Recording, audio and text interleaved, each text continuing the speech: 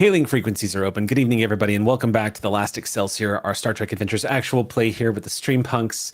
It's good to be back. We're going to jump right into the announcements so that we can get things moving. I'm just going to go ahead and right off the bat tell you to keep your eye out on the StreamPunks Patreon and Coffee account, as we're going to be having some updates coming up. But just to give you guys a heads up, I'm pleased to announce the impending date launch for Jedi Shadows, which was one of our unlocks for the fundraiser. Jedi Shadows was a Star Wars RPG that I was running for Sam and Caitlin. It was sort of a adjacent game based off of one of the great one-shots that we had that was actually a one-shot. Instead, we decided to full on turn it into a Discord exclusive series that we started playing. So we're going to be adding that to the lineup of things that we're offering over on our Discord as the months move forward. So be on the lookout for that. I'll be posting that up when we have an official launch date for it, but be on the lookout. It's a lot of fun. Great premise of the game, if I do say so myself. With that, let me go ahead and pass it off to the rest of the StreamPunks. If anybody else has anything they'd like to announce tonight, anybody have anything they'd like to share? Okay. Oh, Jackie, go first. Go. Okay. Hi, I'm Jack. I'm currently working on an actual play called Sacred Machinations, and we'll be talking a lot more about it over the next coming months because it'll be coming out in the next coming months. We're going to be announcing the actual dates sometime soon. We'll keep an eye out because we're going to be releasing stuff like character art. Some of the sketches have been coming out. I've already seen the logo if you've been following me on any of the socials, but it's going to be a lot of fun. We've got a very, very cool cast that is yet to be announced. So I'll be honest, we're so bad at keeping secrets. I think you probably can tell from the quote tweets that have been happening recently. You can tell who the cast is. But for the official announcement, keep an eye out for that. We're very excited. We'll be playing a system that I wrote myself, and I'm actively through the actual play itself and also through other means of a lot of my friends playtesting. So yeah, keep an eye out for my baby in more ways than one. All right, thank you, Drac. Anybody who wants to go next? I'll go next, but really quick, I just want to check. Oxcrew, are we getting audio issues? I'm seeing Cole Drake talk about having some audio issues. I just want to check that. Okay. It backfired on me. My cam is doing a thing. Oh yeah, my cam is frozen on stream, but not for you guys. But not for us. Yeah, we can see you fine. That is very strange. I'll be working on that. And while I work on that, I'll also do an announcement because let's juggle. Hi everybody, I'm Noir.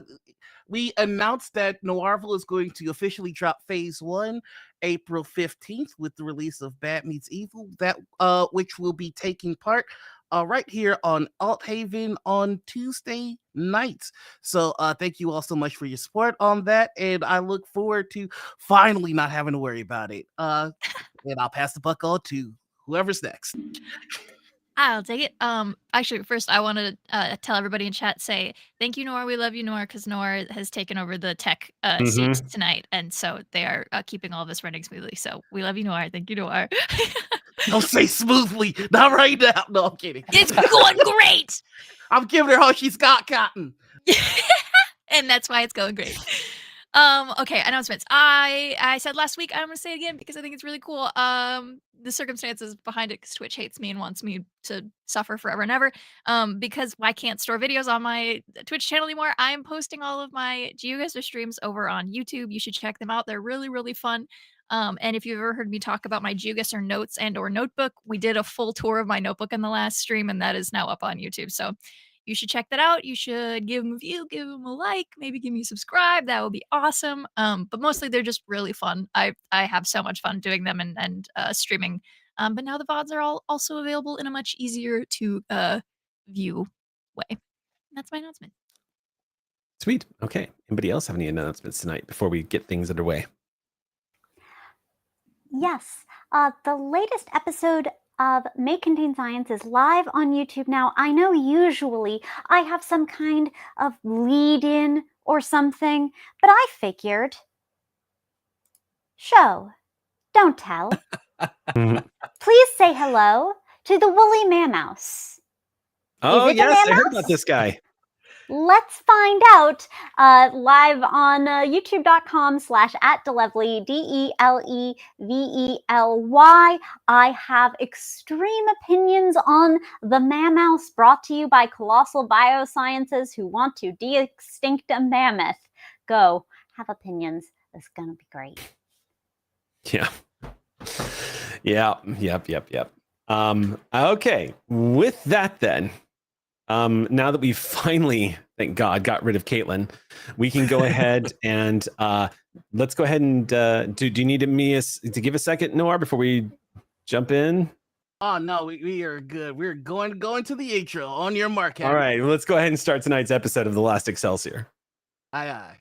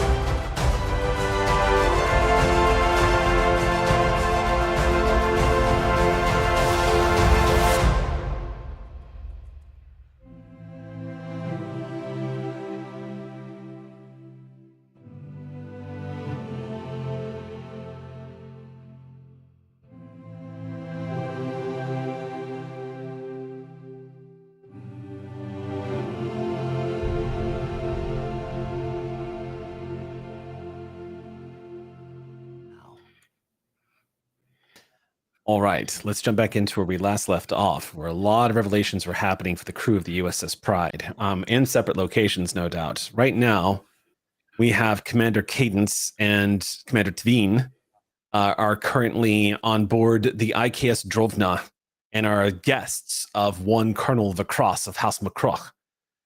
She has made contact after the two piloted themselves out of Starbase 16 in a shuttlecraft, well, technically out of the USS Pride during repairs, in a shuttlecraft to see if maybe there was any truth to the theory that she might be lingering out there just beyond sight. Turns out that theory was correct. She has indeed been trailing or stalking the USS Pride. To uncover her motivations was the plan. You didn't expect to have a third member of this party coming along, but I did spend, as a reminder, we did roll a complication. So I did decide to bring a civilian along who was not invited, and being a little bit of a problematic source of diplomacy when you guys originally arrived. Things have since calmed down a little bit because he has taken the hint and shut up. But you do have with you the Tellarite reporter for the United Federation's news service, Bragg Pav Pend. And he has made himself somewhat useful, but I do want to keep this in the mind of the players above table. His presence was brought into the game as a complication spend. So even though he has been quite helpful, do keep that in the back of your mind. So that is happening. Back on Starbase 16, a few things have been revealed. One, the captain has finally started to notice that two of his officers are gone missing, which had no real reason to look for them except for things just started to kind of take a turn in the investigation as to what has been going on recently. Specifically, Evrali has been given a small science team and an engineering staff to put together a module compartment inside the USS Pride in order to start researching exactly what is happening with these anti-chronoton variants and what their effect may be on the Pride, and how they might be able to uncover more, and what their relation is with these sort of out of these defunct energy sources that apparently are linked up to these specific anti-chronotons. The other thing that's been happening is our wonderful commander Teon. Teon has been having dreams, visions, though mostly invoked on his own behalf. Teon, you've had a few glimpses of a rather, at least at first, seemed to be something of a disconnect between the events that were happening around you, which is you had visions of previous postings and assignments in events that did and did not happen on that post. Some of them were like fragmented memories, and other pieces of it felt like it was either representational, perhaps dreamlike. Maybe your subconscious was trying to tell you something. As you've dug deeper, you've discovered that you are having something of almost a temporal look back, where you apparently are having visions of things that may have happened. And you seem to be seeing through the eyes of someone else, and it doesn't seem to be consistent on who it is. It just seems like you are witnessing events. What you have uncovered is that there is a mysterious figure in a black cloaked robes that look very similar in many respects as to Vulcan burial robes. They have the same like lining, they have the same aesthetic, they have the same shoulders, the whole bit, the way they fold, the gold lining around them. But they're a variant of some kind. Something's different about them. But this mysterious figure seems to be engaged with or having conversations with Jem'Hadar, which lines up with a previous vision you had when the Jem'Hadar just randomly appeared in one of your dream-like sequences during a mind meld. It's not clear what the connections are. And at first, it almost seemed like maybe it was a red herring and it wasn't connected at all until you decided to try again and invoke one of these visions. And in so doing, you managed to have what might be best described as an interchange, an interaction with one of these visions that has left you somewhat confounded. Back on the IKS Drovna, however, the sentient AI from the future, this little data pad known as Prism, which has been gifted and under the keeping of the kernel, has just informed everyone that there was an alteration to the timeline, that something has changed in the timeline. Unbeknownst to your two characters, of course, that it coincides with what just happened on Starbase 16. We are picking up today's game with Starbase 16 staff currently administering a hypo spray to relax you to Aeon as you're coming out of it.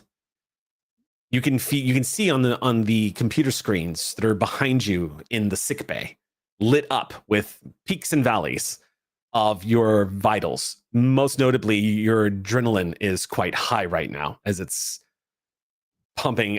You have also noticed that there is small microfractures that have grown around the very edges of the medical bed where you have been squeezing as you're coming out of the visions. One of the things that you've noticed as soon as you've woken up and have been administered this hypospray to relax you and to calm you, to bring you down out of the excitement of the event, is the aches in your knuckles and hands from the consistent crushing strength of your Vulcan anatomy, just basically your Vulcan strength just crushing down on the side of the medical bed. You are finally starting to feel the effects of this hypospray. You're starting to feel that pulse pounding adrenaline of combat or a threat nearby starting to finally subside for a moment. But the visions that you experienced are quite vivid and very much still alive. You can still remember the feel of the diktak in your hand as you slammed it into the side of a Jem'Hadar who is intent on killing you. A moment that you personally never experienced during the Dominion War. Now, next to you, it is worth noting, is your captain, along with nurse and other medical staff that have been overseeing this event to try to understand what's happened. This has been a buildup because of what happened to you in the holodeck, the holosuite. during a program where you suffered a strange temporal event that left you wounded. It's been a hell of a 6 hours for you. Yeah. You are finally coming down as you look over and see your captain, who has been having conversations with the CMO off in the corner and looking back at you and just nodding. Captain, the CMO is just saying, he's going to be fine. I'm not entirely sure to make out what some of these readings that I'm getting are, but we are seeing an increase in brain activity that is very similar to what Vulcans experience when going through the melding process. The only problem is he hasn't been melding with anyone, so I can't explain it.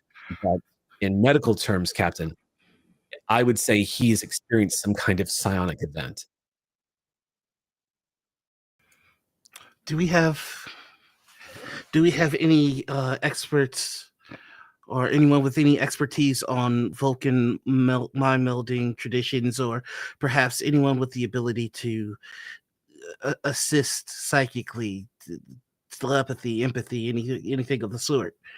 He shrugs and says, it's a very specialized, very unique field, I'm afraid. And it's quite uncommon to have anybody like that on board. There are certainly Vulcan officers on board, but not every Vulcan actually specializes in the meld.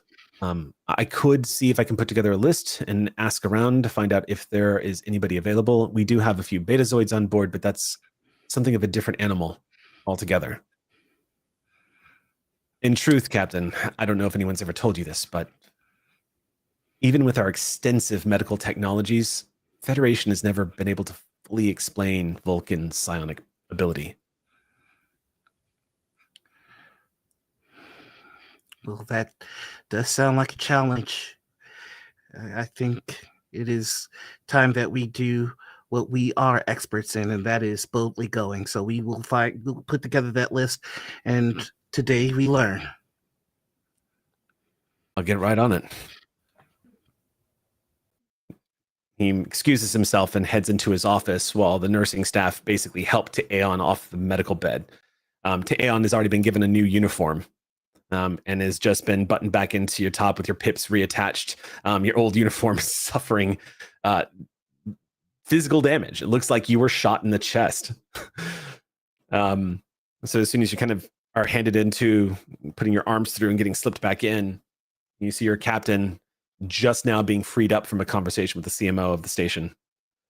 This is followed by the way, after a few moments, to no surprise, Rear Admiral Gordo Calm comes walking into the room. And you see a couple of Starfleet officers immediately stand at attention as the Admiral steps in. The Tellarite looks directly at you and beelines for you, Captain, and strides up to you and looks up at you and says, what the hell is going on, Captain? I heard that there was, first of all, the incident that I've just, of course, seen in the footage. Now there's been another event. Fill me in. What's happened here? I had reason to believe that the nature of Taeon's accident was more of a spiritual occurrence rather than one of technology. I prayed with him, and this occurred.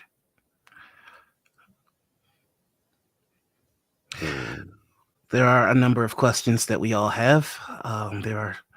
There's much that we do not know. So the question, what the hell happened, is one that as soon as I get an answer, I'll provide it for you, sir. But until then, what I've ordered is a list of Vulcan specialist in Vulcan mind melding, and perhaps anyone with knowledge in telepathy or empathy. I feel that this is a matter of mind and spirit. So do we have any idea what the hell triggered this? Sir. His big, thick eyebrows raise up as he looks at you expectantly. As you are aware, Bajorans are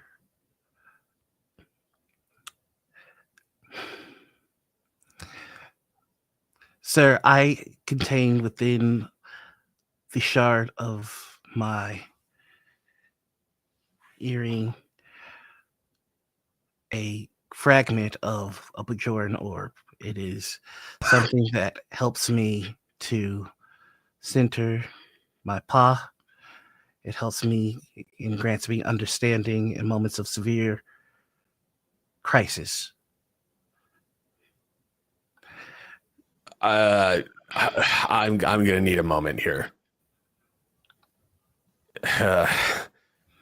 I'm sorry. Did I thought I heard you say you had a fragment of a Bajoran orb in your earring. Yes, sir. Ah.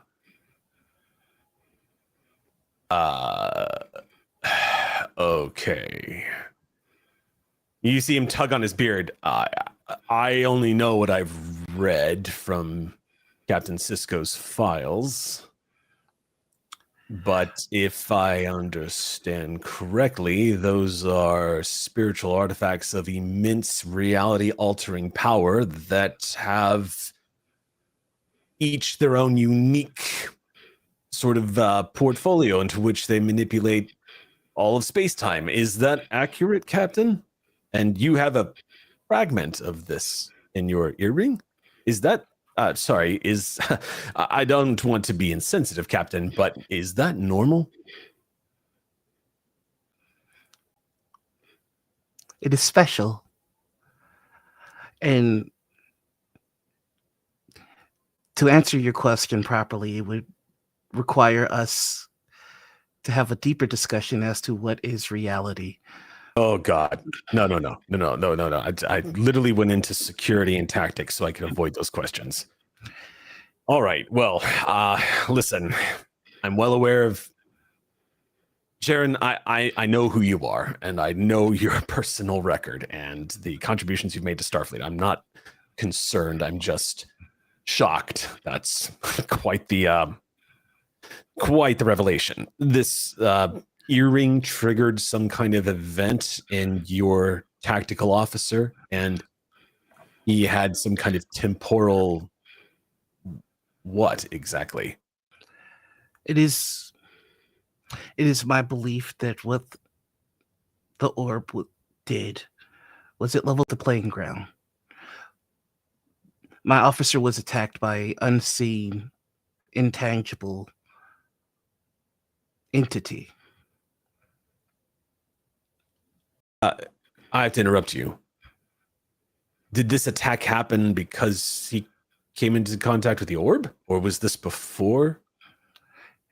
It is my belief that what attacked him initially has lingered. It has unfinished business with Lieutenant Tayan.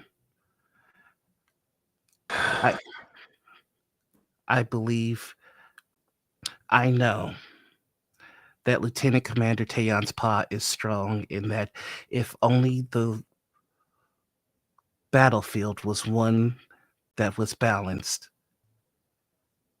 my officer would stand more of a chance. I believe that the orb did just that. I do not know what attacked Tayan. I do not think that whatever it is that attacked him is done. But I believe that in this last incident, it has been wounded, and perhaps this will function as a deterrent from it attacking my officer again.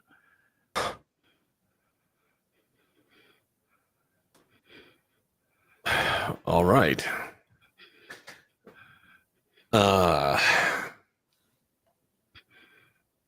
This is certainly more interesting than the reports I've been working on for the past week. Captain, I know the Pride reports directly to Admiral Rollin. Admiral Rollin, of course, has been quite busy of late. I'm going to insist that you keep me updated on what this has happened on my station, so I'm taking a personal interest in this. So whatever you tell Admiral Rollin, I'd like you to forward me any reports as well, if you report back at all. And I'm going to leave this matter in your hands. Aye, sir.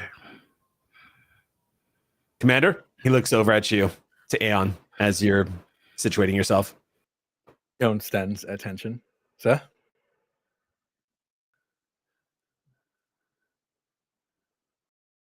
Maybe stay away from the holodeck for a while.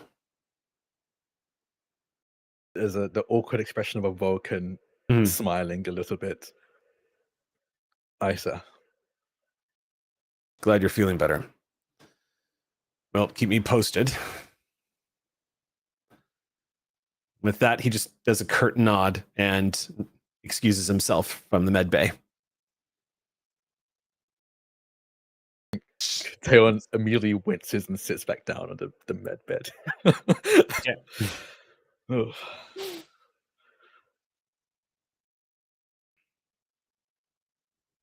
Captain? Lieutenant, how are you feeling? Do you want the truth or me to lie? Always the truth. I feel awful. I owe you an apology. Captain, you don't need to apologize. I've been trying to figure out what's going on, and in all honesty, even if you hadn't given me that ear and ever tried again in some way, shape, or form, you just sped up the process. So thank you, Captain. I think I dealt a pretty good blow this time around. I knew that you would if given the chance. I think what is happening here is of a spiritual nature, and that makes things rather difficult within the structure of Starfleet. But what I can tell you is that your paw is strong. You've made the Pride proud today.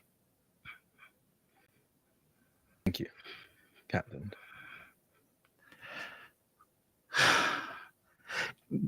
Do you have the TikTok? The TikTok? I can't do it. You got the dagger dog? I mean, it would make sense if it was a TikTok and then there was obviously a data breach of some kind where they were looking in on the Pride and somehow it's like a temporal TikTok data breach. Commander, can I follow you on TikTok? No. Do you have the dagger? Is the dagger? I don't think I do. Right? It was just in no, that. there's no dagger. Didn't follow him back. Okay. No. Yeah, wasn't a Constantine situation where you came back with a wrist bracelet, but yeah, it was. We didn't have a cat. That's the problem. It's amazing how expressive Sam is when I state a culture that they don't know and they just wait for someone to explain. I have nowhere else to be. Yeah, the blink, the look to the left, the shrug, and moving on. Yeah, so no, there's no weapon that has followed you back. However, you can still feel like you're not sure if it is a product of squeezing that medical bed, but you could swear to Aeon that you can still feel that dagger in your hand, that visceral feel, that horrible feel of violence still present, and a little just wisp of that dying rage inside of you. I think as I kind of look down at my cybernetic hand, I can almost feel like the pressure where that TikTok would have been, and the slight, almost like twitching of my finger as I'm still shaking off the effects of the blast I took less than a few hours ago. I look to the captain. You know, before I was assigned here, I'd talked to a friend about wanting a boring assignment. I don't think I'm getting that here. Oh, you're stationed on a ship that is barely out of being mothballed. What action could you run into? I couldn't say. I saw Jam Hadar again. Is that It what grabbed you're me. Is that what you're combating? Yes, it grabbed me by the throat. The body I was in was most definitely not Vulcan. It seemed human. It had tic-tac in its hand for some reason, and I used that to strike. Stabbed the Jem'Hadar in the chest. So He seemed surprised. you're entering the consciousness of another being. Yes, that's last time it happened as well. I was in the body of, I think, again, a human, but that one had taken a rather lethal blow. It seemed like it was in its last few moments. Do you know if they were Starfleet?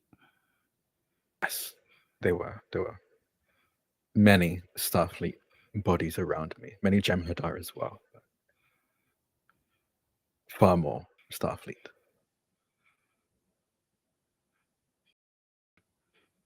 The Jem'Hadar seemed surprised when I stabbed them. Not in the sense that they've just been stabbed. Anyone would be surprised about that, but they said that this wasn't meant to happen. And it seemed less like that they weren't going in to die, but more that they weren't meant to die. They knew what the outcome was supposed to be. Can't know what the outcome is supposed to be if things aren't linear.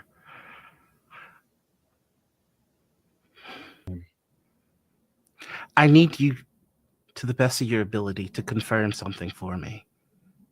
My captain. I am missing 2 personnel. Who? To the best of your recollection, the consciousness that you inhabited, was it someone of the Pride? Can I try to remember both of these interactions if I was in the body of someone who is or was on the Pride?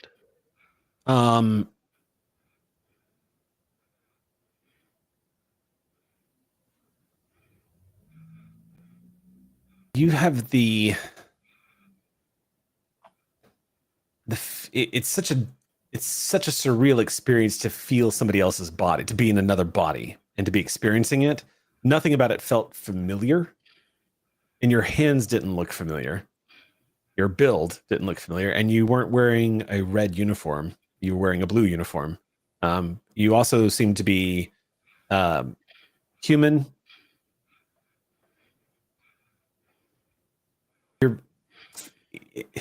It's new for you to Aeon, but I would give you this. Certainly have your instinct would probably be that nothing about that body felt familiar. Okay. Nothing about that experience felt familiar. I can't say for sure. I was looking out of the eyes of the person, so I couldn't see the face, but I don't think it's anyone from the Pride. I don't recognize the build or the hands. I don't think so. No, Captain. But who's missing? Commander Tavine and Commander Cadence. If my vitals are being picked up, there's another spike as those names are mentioned. Emotional regulation, not your strong suit right now. And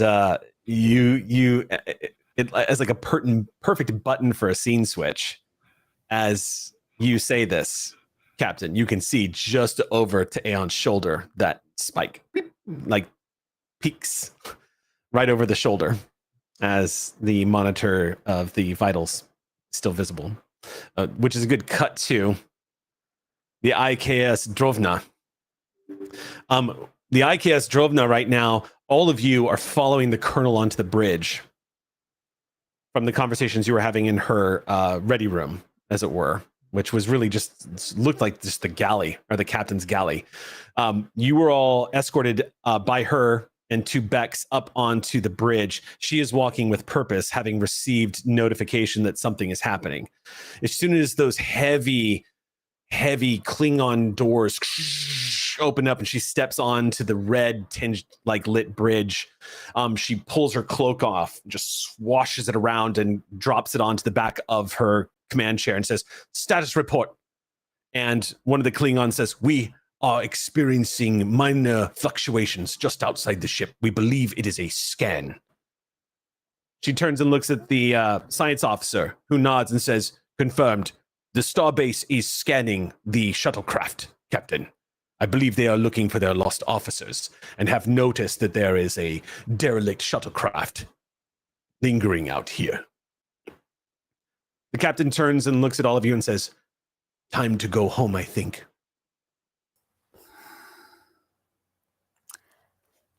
So it seems. I wish we had more time to come up with a reliable way of maintaining recollection. You're clearly not a perfect ghost if you can beam us. She nods and says, "We are exploring how it is our energies are interacting with this time frame to be able to beam someone as we have done. Clearly, there's a boundary we have found. Now we just need to learn how to use that technology to push it a little further. But right now, our systems are suffering power fluctuations." Well, then we won't let your transporters decay any further. If you figure out how to push those boundaries and get us any further information,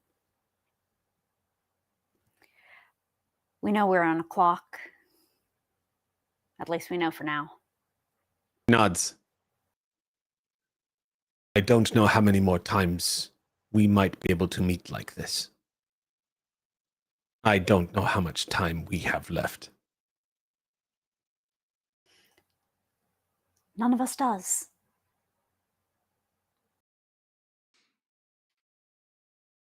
It doesn't seem in any way. You might expect a reaction from a Klingon saying that. But if you want to make a command insight check, Sure. a difficulty of 1, Let's go.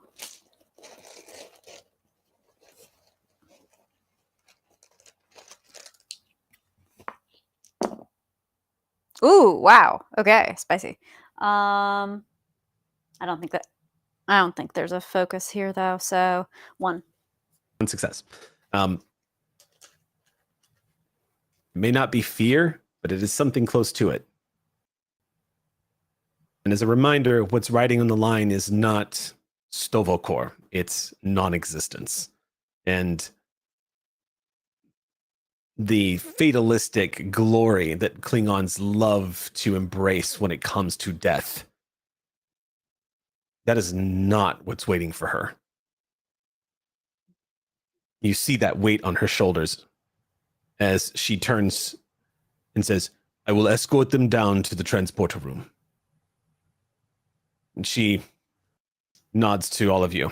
As you're all moving down the decks in their Klingon equivalent of a turbolift, Bragg finally pipes up and says, "Can I talk yet, or is that still a thing that I can't do?" The Klingon captain just slowly, she just gazes down at him and offers him no answer, almost inviting him to see if he'll take the risk. And he does. You seem short-staffed, and I'm something of a not. Hold on, let me preface this with saying I'm not about to offer to help you because I'm not an engineer or anything, but I do listen and snoop around and that kind of thing. And USS Pride just experienced something that was time related, and they were able to get out of it. I don't know. I was just gonna maybe suggest that you do that what the Pride did. They could better explain it to you. And you get pointed at as the Tellarite kind of thumbs in your direction and says, "They did a thing, and it protected the Pride." The Klingon colonel just stares at him until she finally says, I'm not sure anything of substance just came out of your mouth. Could you perhaps be more specific, or are you done wasting my time? Look, I'm just saying, the Pride encountered a rogue singularity, and it nearly destroyed the ship, but we were protected from whatever relativity time thing that was happening. And I don't know how the Pride did it, but they do. They're Starfleet. I'm a reporter. The captain looks at you and says, is he saying of anything of value? We did encounter a rogue singularity.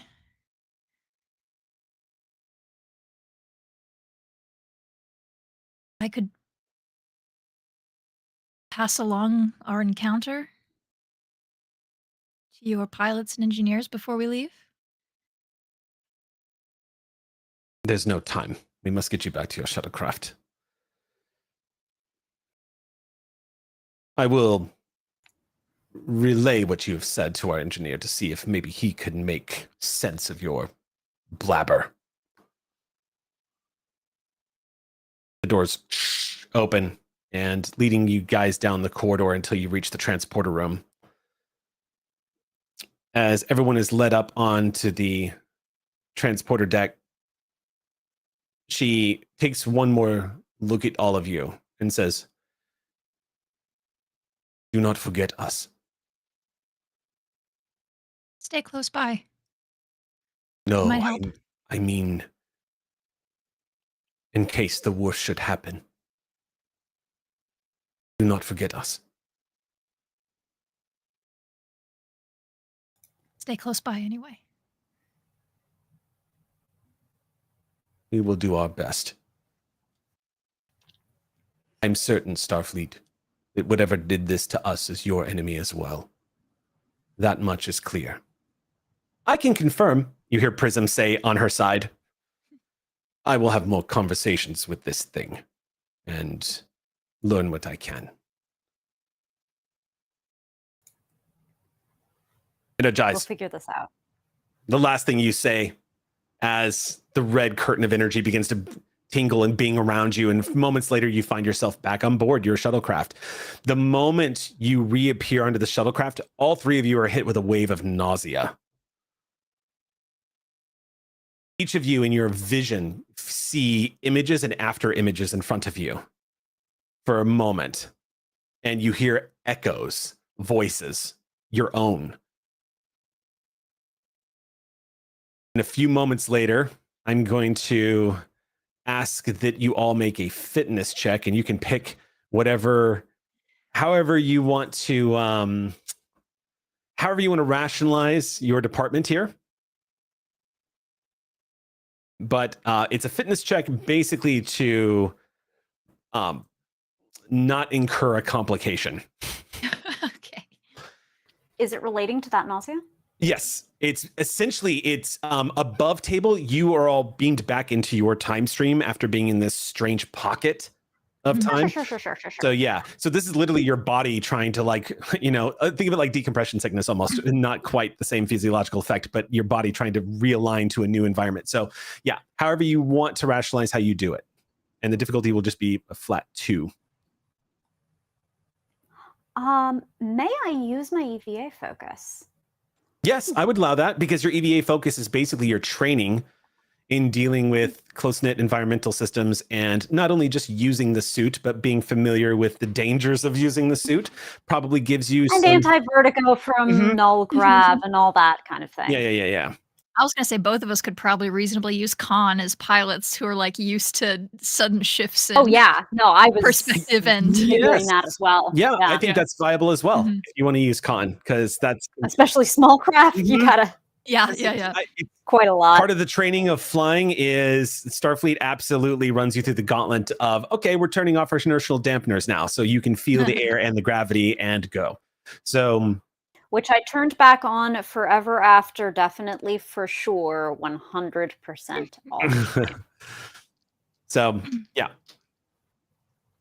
Anyway, 2 successes. 2 successes. Okay. Ooh, yeah. I don't think I have any.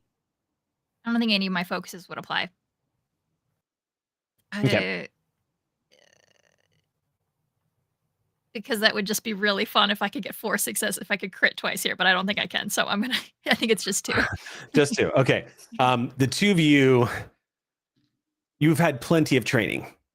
Even if you're piloting starships, you need to familiarize yourself with G-forces, and particularly in space. And in this case, a lot of you are experiencing similar symptoms, where you just kind of feel, even though the experience is completely different with the after images and the sensory overload, as your body's kind of realigned to where you are, but the nausea and the dizziness and the wanting to stumble over and whatnot, that's all very familiar to you.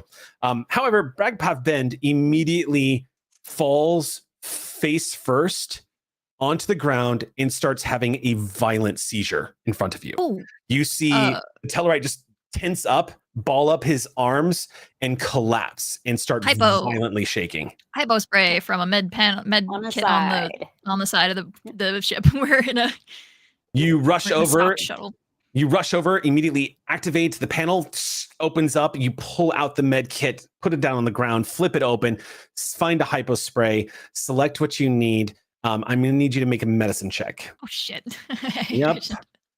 That's okay. You're going to need to make a medicine check here. And again, if you want to try to rationalize like what department you're using here, but for the most part, this is probably going to be okay. I mean, its department is medicine, but you're going to have to, go ahead. Yeah, Did you have an idea? No, it's okay. I was just going to make another fly for con, which makes absolutely no sense. So I'm not even going to try. Can I do... Would control or reason make more sense here? Control would make a lot of sense. Okay. Also, just putting this out there, daring would also make a lot of sense. You're moving very quickly. You're taking decisive action instinctively. That would totally also be a viable option. Yeah. But I know control is your bread and butter because you're a pilot. So yeah. But control it. Actually, you know what? I am going to. No, I'm going to make an argument that it's not going to be control because that's more of surgery. That's more of like surgery, more of like finance. Yeah. Whereas like rapid first aid. What's that? Can I take reason? That's more of like diagnosing what's wrong with them, which you could do to help if you wanted to try to use that to lower the difficulty, but it's going to add an additional action to what's happening. Action, yeah. Okay, no, I'll take the daring. That's okay. Okay, go ahead and make a daring medicine check. Oh boy, it's not my worst roll, but the difficulty is 2. 2. Yep, and just for the record, this is the complication. Yeah, fair enough. Hey, Sam, do you mind if I take that momentum from Cosmic Glue? Okay. Just in case. Yep. That's One fair. of those are civilian. Whoa. Yeah, keep him alive. There's paperwork. Yeah, that's 4 successes. 4 successes. I rolled a 1. Paperwork. Thank you. A 1, a 9, and a 5, and my number was 11. Okay. That's crazy. That's adequate. Yeah. Nicely done. Whoa. Okay, 4 successes will save the life of this reporter who is going into some kind of temporal shock. His body is reacting as almost as though he has been hit with voltage. You're almost certain as you push the hypo spray into his neck and activate it, that this is probably a combination of multiple issues with him transporting back onto the ship. It might be neurological, because you all know that you had the sensory overload from experiencing multiple moments of time echoing back on you in just a single moment. But it's hard to say. However, the hypo spray does seem to, thankfully, cause his muscles to relax and to cause his body to start to stabilize. As you input it, you see him like, you see foam starting to corner his edges of his mouth. But as soon as the hypo spray starts to take into effect, you see him his chest goes from completely rock solid to heaving as he takes deep breaths. And you notice also, blessedly, his mouth is opening and closing. It doesn't look like his jaw's clenched tight. And you see him just... he utters something, but you can't understand what he's saying. You're not a doctor, but he looks like he is in rough shape. I'm gonna slide into the seat and fly like me. Okay, you slide into the seat, and you see that as you get into the seat, you are being hailed by the Starbase. It looks like you've been being hailed by the Starbase the past few minutes. Starbase 16, basically on an emergency channel, requesting your status.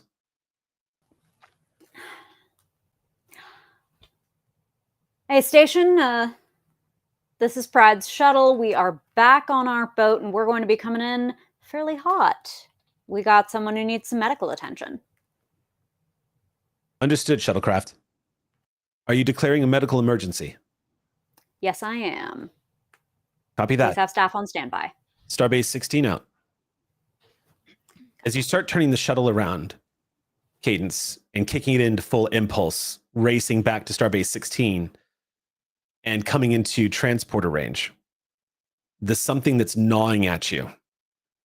You and your sibling, both of you having a similar experience without even realizing it. You're not sure what the nature of it is, but it does invoke frustration and anger in you because you don't remember what just happened over the past few hours. Does Cadence remember this happening before, though? Do they still have memories of the past the last time it happened? A vague sense, yes. You two know why you came out here. Okay, that's what I was. So there is a feeling that it must have worked, but you don't know if you were attacked, if this is a result of something that they did, if you found the person you were looking for. All you know is your memories like click back on. You had your experience and you found Bragpop Bend literally having the seizure and dying. You've saved his life and you're racing back to Starbase 16, but the two of you feel this nagging sense of urgency, like you left the gas on almost, and you cannot. It's like trying to find the word that you know is at the tip of your tongue. It's there, Cadence. You found it last time, but you can't access it. And for you, this is a brand new experience. And you're starting to understand what your sibling went through. With the medical emergency declared, as soon as you come within 20,000 kilometers of the Starbase, you hear the Starbase indicating that you are now in transporter range of the medical facility, and they're going to beam your patient directly to sickbay. Excellent. Standing by for transport. You take one step back, looking back over your shoulder, you see Bragg is laid out on the ground, and you hear the very signature chimes of that transporter energy beams, and he is beamed directly to sickbay. As you see the Starbase coming into view rapidly up ahead. If it wasn't such a race to get back and try to figure out what you've all experienced, you might take a moment to admire the view of the USS Pride and dock as you're approaching Starbase 16 and seeing the repairs underway. Yeah, not a bad looking school bus. We are going to have a quick cut to the crew reunited here. So this next scene will be taking place in a conference room on Starbase 16, where everyone has kind of, after multiple scenes being split apart from the party being split, essentially, we're going to have a scene where essentially the check-in has happened, shuttlecraft has been landed, reporting back, the captain essentially assembling the crew to get a debrief and everyone to reconnect. So back in the new conference room that you are using currently on Starbase 16, or you can do this on the Pride, Captain. It's up to you. I'll let you set that scene. I think, I think you'll be talking on the Pride. In which case, while y'all are on the Pride, as y'all are sitting there getting ready to settle in to the conference, you see that Commander Pavin just keeps glancing back over his shoulder outside the window of the conference room, just to watch some of the worker bees constantly working on the microfractures in the hull, just kind of glancing, a little distracted. He wants to be working so bad. It's just one of those things where he's got, let me put it this way, he's got a hyper focus right now, and he's being disciplined to show up, but it's him checking his cell phone. Let's put it that way. How's Peaches doing? Pavin looks back at you and says, "Oh, that's actually coming along pretty well. Yeah, Peaches is doing a great job coordinating the worker bees, and Peaches' processors are actually doing a great job handling all of the commands and bandwidth that is required. Right now, there's about 180 worker bees that is currently being coordinated through the Pride's main computer core and Peaches. It's working as something of a relay system because we found out that Peaches couldn't handle the load of that many because just not designed for it. But the new AI program has really turned out quite well, and Peaches has offered up some pretty interesting suggestions on how to enhance processing power with the USS Pride. Nothing groundbreaking, but just clever. So, yeah, it's coming along pretty well. Repairs are underway, and yeah, we're ahead of schedule right now, thanks to everything. We probably are going to shave about 3 days off of the repair. Sorry, I'm a little distracted though. Did I hear that someone got shot by a time traveler? And he looks around the table because the scuttlebutt's saying one of us got shot by a time traveler. That's a joke though, right? I would love to hear the punchline if it was, because the setup was very painful. Everyone's eyes turn and look at you as the confirmation hits. Jared is Fine. Oh, sorry. Go ahead. Okay, good. It's fine. It added a very cool scar along with the top surgery scars I have. So, good story, I guess. You see Dr. Conway just nods and says, "Scars are good. Scars look good."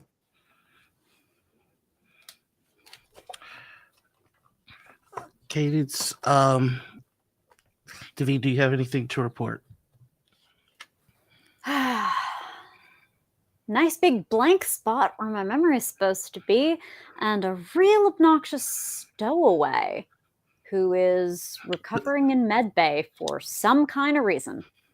Yeah, the civilian that was put in harm's way. Yes. Oh, okay. There is a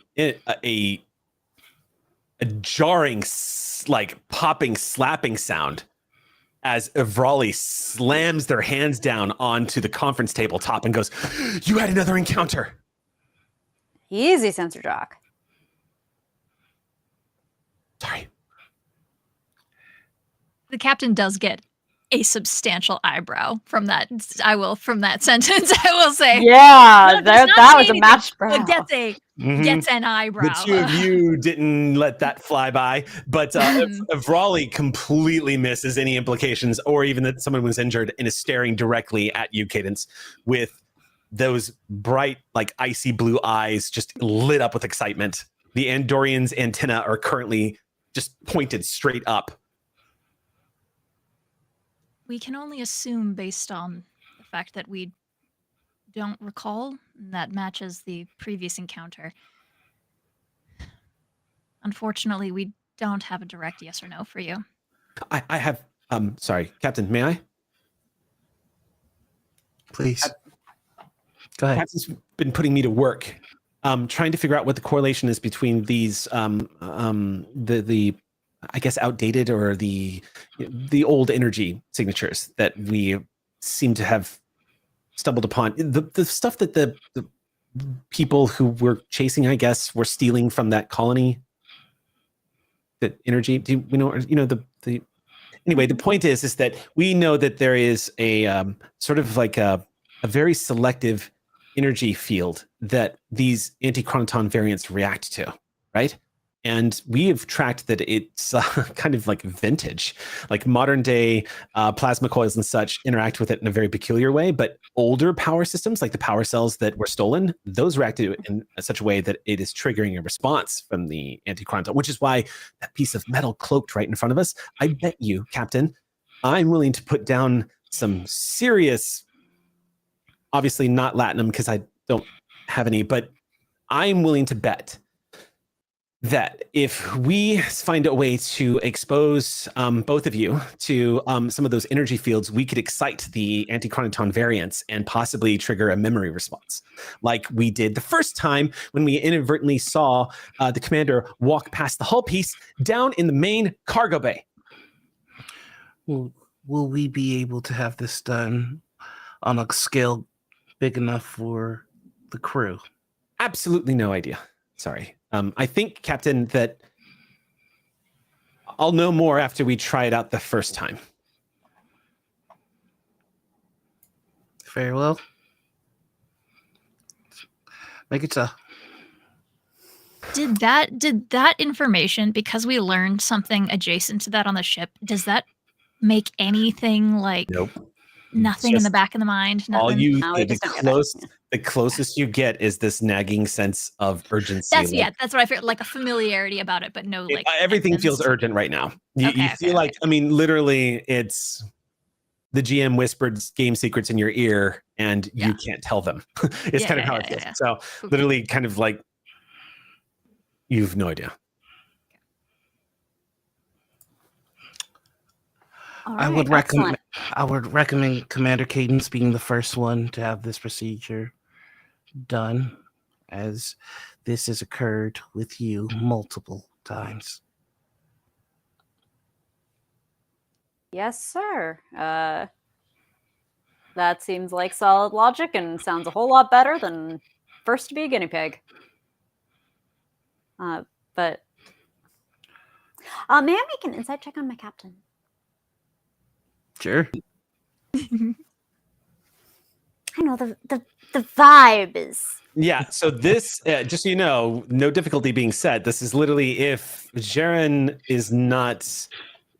Idril is not currently resisting an insight check, then it's just you just succeed. If you want that to happen in the narrative, you can just succeed. Otherwise, it is a roll off. It is a contested roll. He right now he is just doing the job on autopilot. This, I guess, the bigger question is the role playing question. The narrative question would be: is this passive aggressive Jewish mother? Is this? Oh no, that I can tell it's not. That the big question there is: was passive aggressive snark, but that's not the driving thing. Does Pippa want everyone to know that Pippa is not pleased?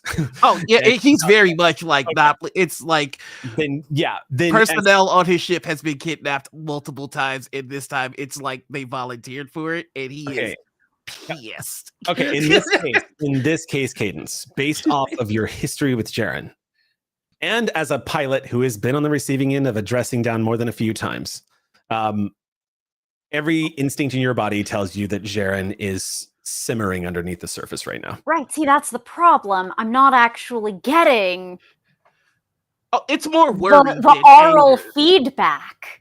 Like, I'm used to losing cochlear cells. So there's disapproval, but it's not rage. Yeah. Gotcha. Yeah. Uncomfortable. Don't like it.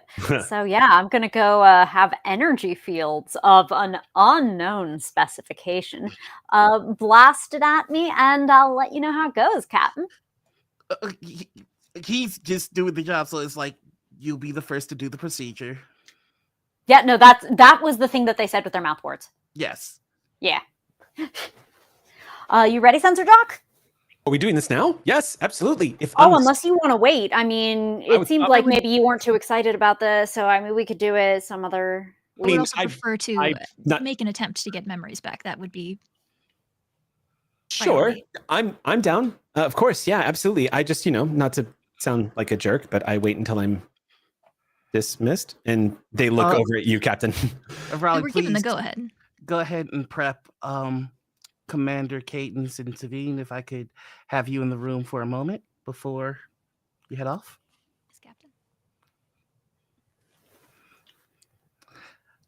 Captain. You're all good to go. Okay, everyone immediately stands up, and as folks are leaving, you see your engineer, Commander Pavan Iden, corner to Aeon and be like, "So you were shot by a time traveler? Hold on, I need to keep this down because this is wild. I need to understand this." As they all exit, the one person who does not leave is Commander Hataben. Commander, she looks over at you and says, "Permission to stay, Captain." Permission granted. I do think as I'm being pestered with questions, I do go, I'll answer your questions, but Captain, permission to stay as well? Permission granted. I promise I'll answer your questions as I move back into Don't worry. the office. Yeah, Like send him off. talk to you after Alpha Shift. Don't worry about it. I got to get back out on the hull anyway. Well, it is just the few of us who've had a rather eventful amount of hours. So it seems. Commander Tavine, Cadence. I am currently attempting to find a reason not to bar you both from flight from any device that does not have a transporter inhibitor in it. Can you tell me why I should forego that course of action?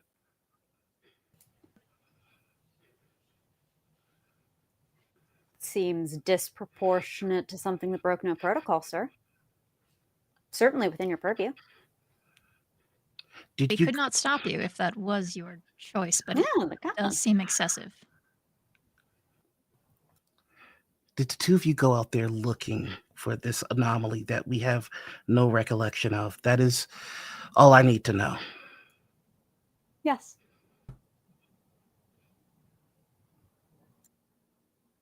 There is recollection, sir. Cadence had fully recovered their memories. We were mostly doing a sweep. We did not intend to come back without any idea of what had happened. We weren't sure what to expect. Is there any reason that you both felt the need to do this without notifying your superior officers, or for that matter, the rest of your crew?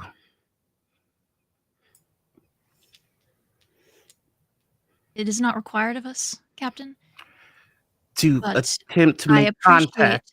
the fact that you wish it so in the future, and we will move forward with that knowledge.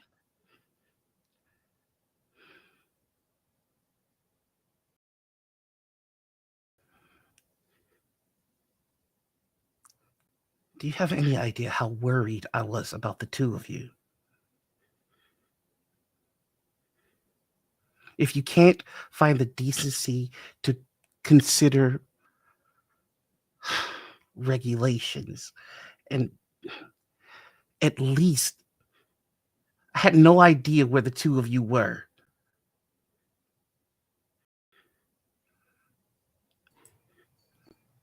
And you can't tell me why.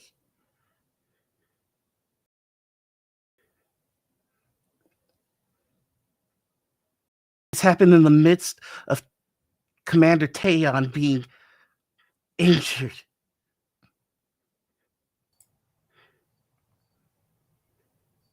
Captain, I do appreciate your concern, and I understand why you are upset with us.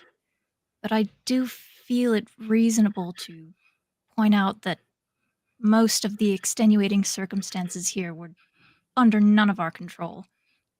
You went in search of someone that had taken Cadence before.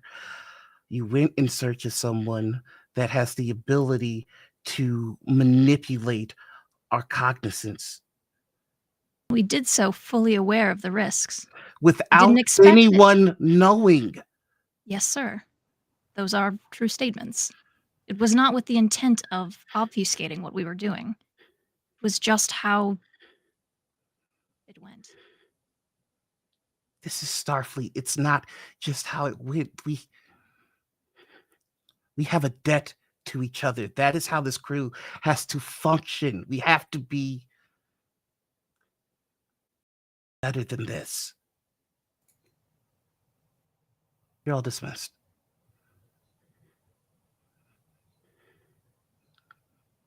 Sabine will be dismissed then.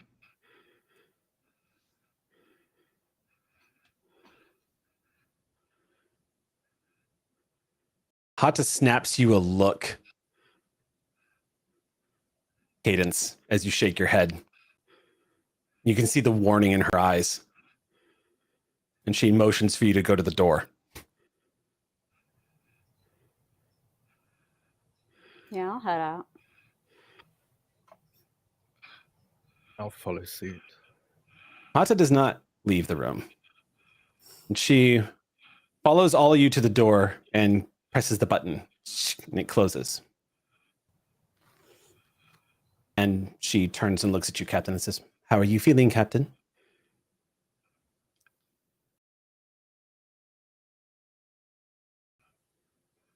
Hurt. She cocks her head and says, "Hurt?"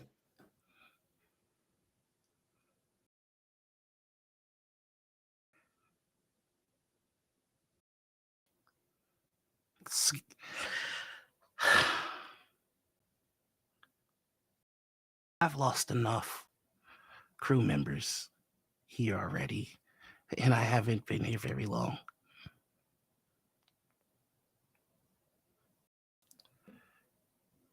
What they did was reckless. From the reports that we have from what Cadence was able to remember the first time, everything about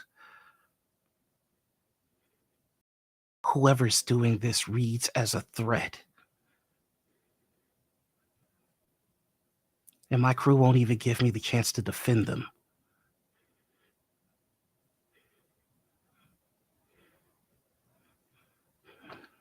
Permission to speak freely, sir.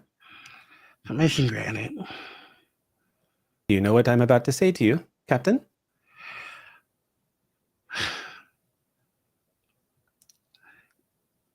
No, but with the way things are going, there's at least a 60% chance I won't remember it. So There's a smile that comes to her face and says, "It does seem to be going around." She moves over and you see her shoulders relax a little bit. She takes the seat at the side of the table right in front of you. She leans forward and says, "Sharon,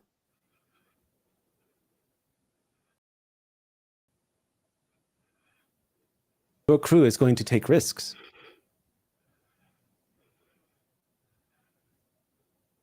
They may have just unlocked the key to many of the questions that we have, and they came back safe. One of them was unauthorized to be on that shuttle as a non-Starfleet officer. Perhaps that is a granular issue. But if I may share an observation, Captain, please do. This harkens back to the dressing down you gave of Raleigh. You don't like it when your crew takes risks. Starfleet teaches us to take risks. I sense that you truly wish to protect your crew above all things. But might I caution you against dressing down your officers who are behaving not recklessly, per se, but who are remembering that age-old adage that is, risk is our business. I didn't want to say this in front of them.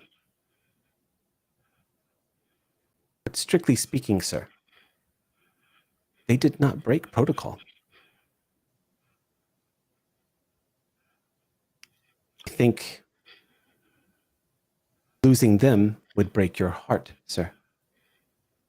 And that's what this is about. The strength of any ship, the strength of any people is in community. We do this together or we don't do it. I don't care that they went off. I'm glad that they made it back today, and I have no doubt that they would make it back. I am not hurt for today. I am weeping for the day they don't come back. And I don't know. We do this together. We're fractured now. We're not a crew. We don't operate together. They went in search of something that could get them killed, and we would have no idea.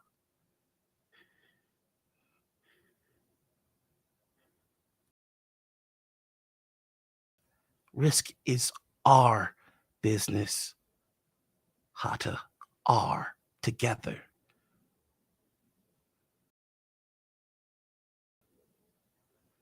He nods, says,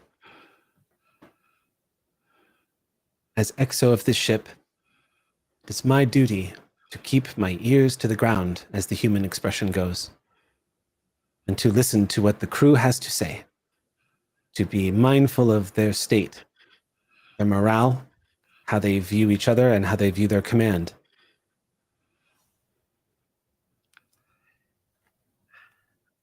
I could fill novels with the amount of things that I don't know, Hata. But speaking as a friend and not your captain,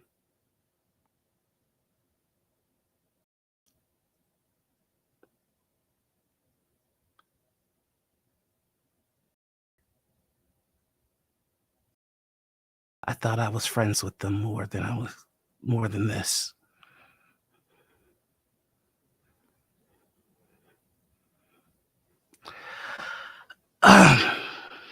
It is a dangerous mistake to make, Captain. They are not your friends. Colleagues, perhaps, that you appreciate and enjoy.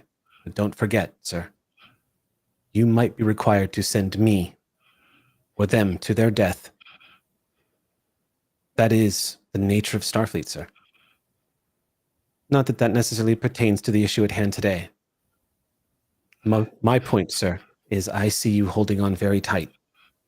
And what I wanted to tell you was, no one on this crew feels fractured, sir. Speaking for the crew, everyone feels a sense of urgency and unity. And frankly, sir, after the successful survival of having a black hole thrown at us by the universe, the crew is feeling, if I may, a sense of pride. Perhaps keep this in mind if you feel that things are fractured. But as the pride is being repaired, stories are being shared on promenade decks, and game nights are happening on decks below where people are celebrating each other's company after surviving such an event. And each of them has nothing but positive things to say about the leadership of the USS Pride in getting us out of a deadly situation. And in closing, I would not argue that this justifies anything, Captain, but I would like to point out that each time one of your crew members has behaved in a way that you found upsetting with regards to taking risks, they have yielded, well, they've provided the key to throw open the next door of whatever it is we're searching for. Maybe there's a middle ground somewhere where your needs as a captain can be met and the crew can do what they do best. Perhaps. Imagine what more they could have done with the proper resources. So much easier when the pieces don't have names. She nods. I will speak to Commander Cadence after they have had their energy bath in these strange, whatever it is that Lieutenant Raleigh was speaking of, and see if I can learn a little bit more about what happened and what their intentions were. Please do, and perhaps it is good that we investigate our inventory of transporter inhibitors. I would like to teach our strangers the meaning of the word consent. And I think he's just going to get up. Thank you, Hata. she stiffens immediately, taking the message that you've dismissed her. She says, "Captain," and immediately sees herself out. Town, what are you doing? You can't get yourself shot while we're out on an away mission. Well, I'll make sure it doesn't happen again. It wasn't very fun the first time. I don't think it'll be any fun. More fun the second. Yeah, see that you don't. It was real inconvenient for me back there. You wouldn't want to inconvenience me. I mean, Tavine, I'm sure you're fine with it. I'm I'm used to it. glad two of you are safe. You Yeah. don't remember anything that happened? No. No. This is disconcerting. I don't know how you dealt with it so well the first time. Just my natural resilience and charm. What are you going to do? Of course, of course. Come on. Was I let's, too dismissive of the captain's emotions? I feel I may have made it worse. Do you think you missed the mark? But I don't think you're wrong. Look, if the captain wants us to calm him before we go to the head, then that's what we'll do. Every ship is different. You just haven't gotten yelled at enough. That was easy. That was light. Oh, I do not feel yelled at. I was I know, me uncomfortable neither. It's the worst. about the emotion behind it. I became perhaps overly logical in response. But I will do as told. I just did not know that that was what the captain would have wished of us. And I can't do what I don't know. And I think I reacted. In all honesty, I think it was more the combination of the situation that happened. I had just been shot by what we can only assume is some sort of time hallucination. Felt it's Fascinating. a bit too physical to use that as a term, and the only logical conclusion was that maybe the other Vulcan who was involved in a similar mind meld may have been in danger, and that was when they tried to reach out to you and they got no response. I think the combination of those two events happening simultaneously just was unlucky and not great for the heart. Or Well, like we may being have shot been in the in chest. danger. Yes, we may have been in danger. That is yet to be recalled, but I will look to Cadence.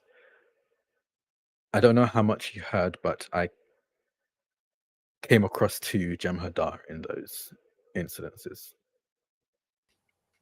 Couldn't tell if they were the same ones, but I watched one plotting something with a Romulan. It seemed like they had some secret to manipulating time streams.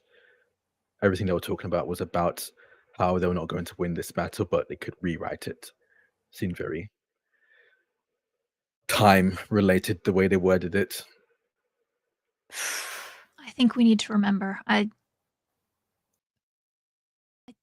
don't like the feeling that there's something at the tip of my tongue.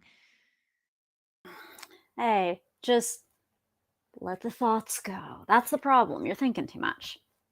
All we're going to do is we're going to let the sensor jock shoot a bunch of unknown radiation at us. Maybe it's not radiative. I don't know.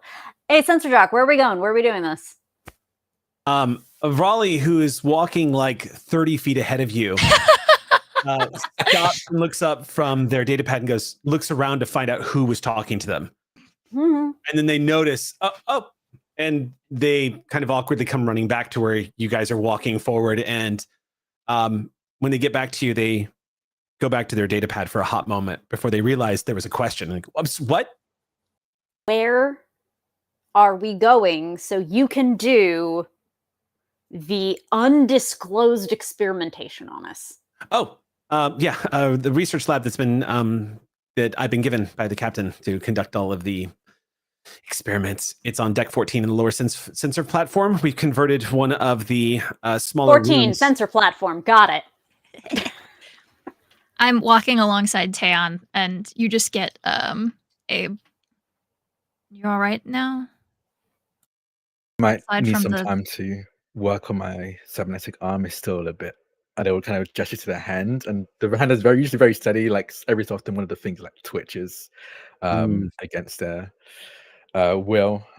I just need a couple of hours. I think I'll work with it, get some things replaced or repaired.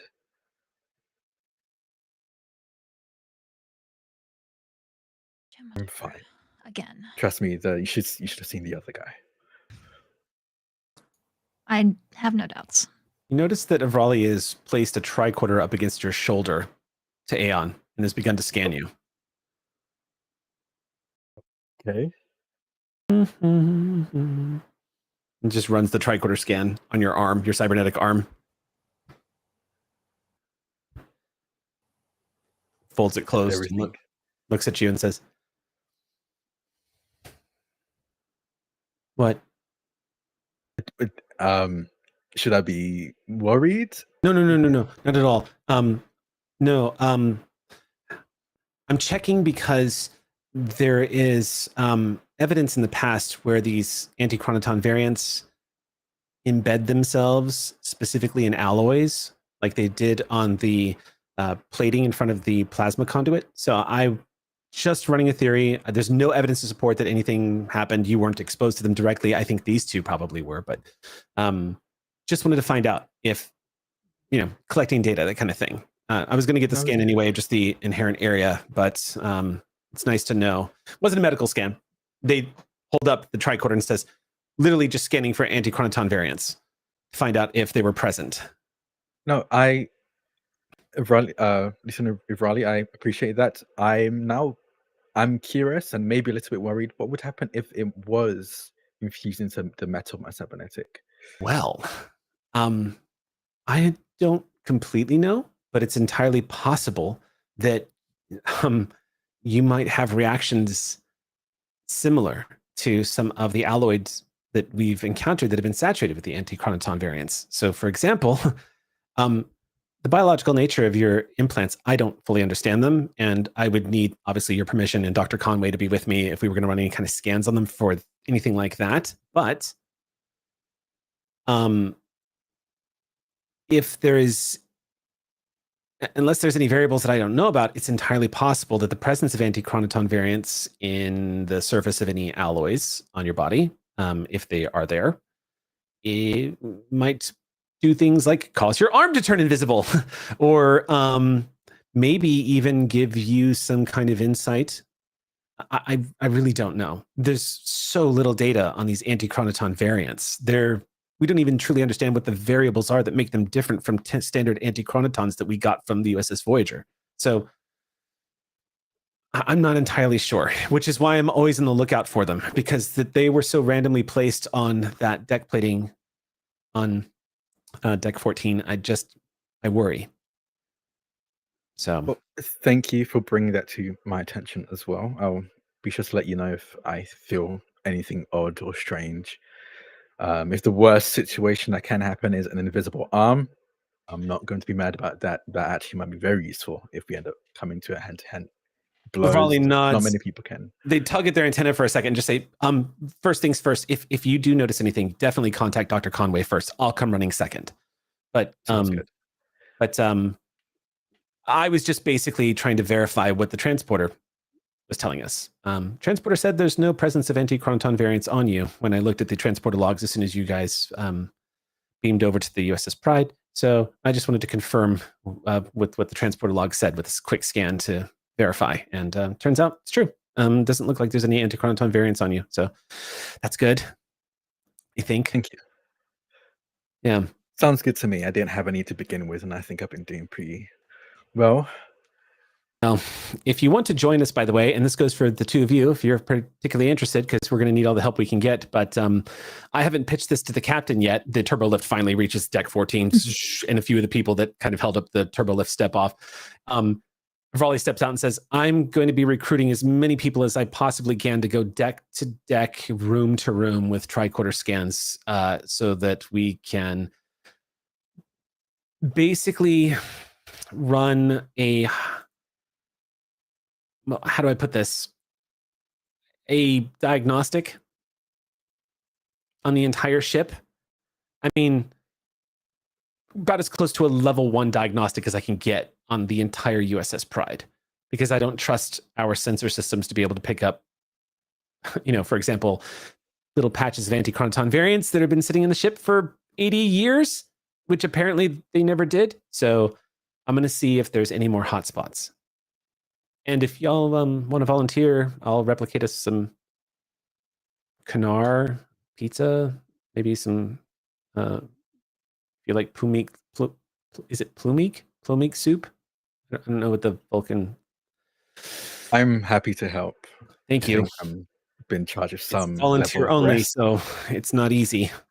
Maybe let this one have a evening of rest first. Sure. Nudging Tan a little bit.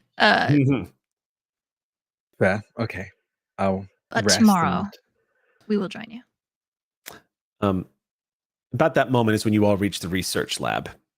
It does indeed look like a room that has been converted into a research laboratory. You see a lot of mobile equipment has been moved in here. You can see a lot of new replicated technology from the industrial replicator has been added. There's also a couple of new holographic devices have been installed. But more importantly, it looks like engineering has actually installed a quarantine area. So you can see some of the new force field emitters that are basically been attached along the walls, much like a makeshift brig. But this one looks like it is not secured so much as it's just an observation, and some comfortable seating areas within. And as you all step in, you see there's probably about 12 other officers in here of Ox crew that are kind of getting everything set up. And Avrali springs into action. Avrali, as you have all noticed, being around Avrali, always kind of like sometimes the socially oblivious, excited science head that they are, and not really paying a whole lot of attention to the world around them unless it's through the sensor scan of a starship or a tricorder. However, you watch Avrali go into officer mode and start coordinating an entire science staff. The managerial side of their position suddenly pops up as they start coordinating all of the science staff to get into position. And a few moments later, approaches Commander Cadence and says, this is actually going to be pretty easy to do. A lot of the energies that we're going to be saturating the interior of the area with are some, well, pretty basic energies. There's nothing dangerous about this. We're just going to be running a quick, think of it like allergy testing. Have you ever heard of that? It's a medical procedure that used to be done quite often when we were trying to uncover what officers who would be undergoing space travel to different environments that would react to. It's kind of the same thing. If that makes any sense. Contextually, no, not even a little. Okay, well, that's the best I can do. If you want to go ahead and step into the room, and if you need anything else, and I can get you comfortable, do you want a drink or something? Or actually, no, you probably shouldn't drink. I want this to be over as soon as possible. Sure thing. All right, you step into the room, and Avrali moves over to the console, and the lieutenant just nods and starts inputting some data. You all are seeing a lot of scanners popping up and a lot of energy beam emitters. And Avrali taps a button, and you see this force field immediately appear around you, Cadence. This is just a precautionary measure in case you transform into something and try to kill the entire crew. I'm kidding. It's actually just to keep the particles in the saturated area so that we have a more accurate scan. Sure. Little science joke. Taps in a couple of buttons, and you see above you a couple of nodes open up in the wall. And Avrali says, okay, let's start us off at low levels. And we're going to begin a quick saturation. Let's start at 0.5 just to be safe and see how things go, since we're dealing with unknown chronoton particles and we don't want to accidentally send somebody back to first contact. Shall we? And you see the nodes begin to glow. And I turn to Tabine and go, that was another science joke, right? The first contact joke? We can only. Yes. Oh, I mean, there's no reason in the world to believe that we could send anybody. I mean, if my guess is that it's not space time, it would just be. Please focus on pelting me with particles. Unable to derail that train of thought, Avrali lowers their voice and just says, If we sent them back in time, they would probably just appear in the middle of space because Starbase wouldn't be here yet. It's not going to happen. I don't think that would happen. He keeps tapping on the console, raising it to 0.10. One of the aux crew just says, "This might be taking a little long. Maybe you take it up to 5%." And Raleigh seems to consider that for a moment and says, let's do 1%. I just want to be smart about this. And, prudent. All right, taking it up to 1%. We're going to saturate this with low levels of chromodynamic energy, and hopefully that can give us something like of a backdrop. And as all of this happens, you both just stand there looking at Cadence, looking a little apprehensive and bored at the same time. Would you say that's accurate, Sam? You're the one assessing my face. I can't tell you what. I'm not seeing it. Yeah. Yeah, you all kind of just sit there as Avrali is working their magic. Could y'all not mind meld for like 5 minutes? This just seems to cause problems. All the meditation, mind meld, just give up the milk. I will admit I do still regret pulling Commodity Bean into the previous mind mode, but I did go meditating, looking for answers, and as much as those answers hurt, You get it like you? yes, I can meditate. Oh, what? Is that weird for them? Tittify.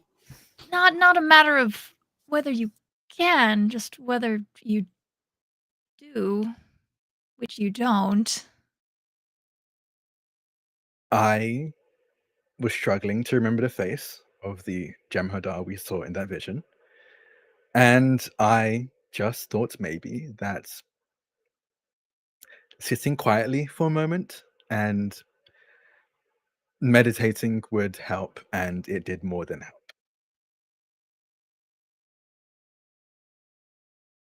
You did get shot point blank by, what did Yes. Evan say, a time traveler? Yeah, honestly, for just a time traveler, that'd have been nice. It was a time traveling Jem'Hadar, so really packed a punch. I told you the meditation practice is dangerous, Tiffany. Never listened. They're helpful when you do them consistently. Thank you very much.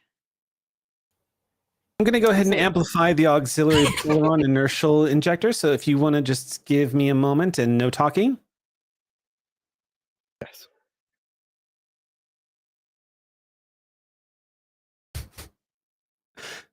Awkward silence begins to fall into the research facility. Something starts happening. Cadence. You start hearing the sounds of screeching metal. It's somewhat muted, not high pitched, not like the cry of metal that's being torn. It sounds more like dragging or heavy.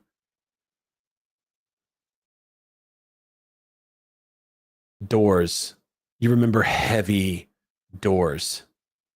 Thick, bulkheaded Klingon.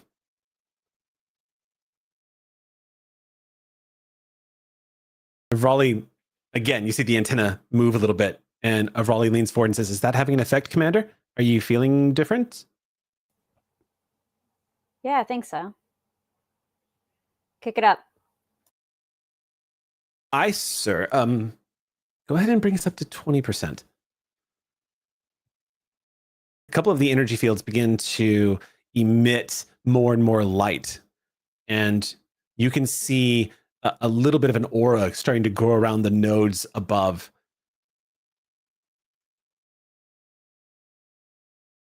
You see the corridors in your mind beaming onto the transporter pad. You remember Brog saying something that got him in trouble. Remember us. That's what you remember most. The words "remember us." And very much like Dory remembering Wallaby Way, Sydney, you suddenly have a flood of memories come racing back into your mind. And to boot, as this moment is happening, all of you outside the force field see a huge spike and a sudden surge of aura that begins to emit around Cadence for a brief moment of anti-chronoton variants being registered from Cadence. You see them emitting from their body for a brief moment as the aura begins to react to the energy. And then it's gone. And Avrali just goes, whoa. You remember everything, Cadence. Just like before, coming near it, coming into contact, having it excited. You're not sure what it is, but the entire discussion, prism, everything.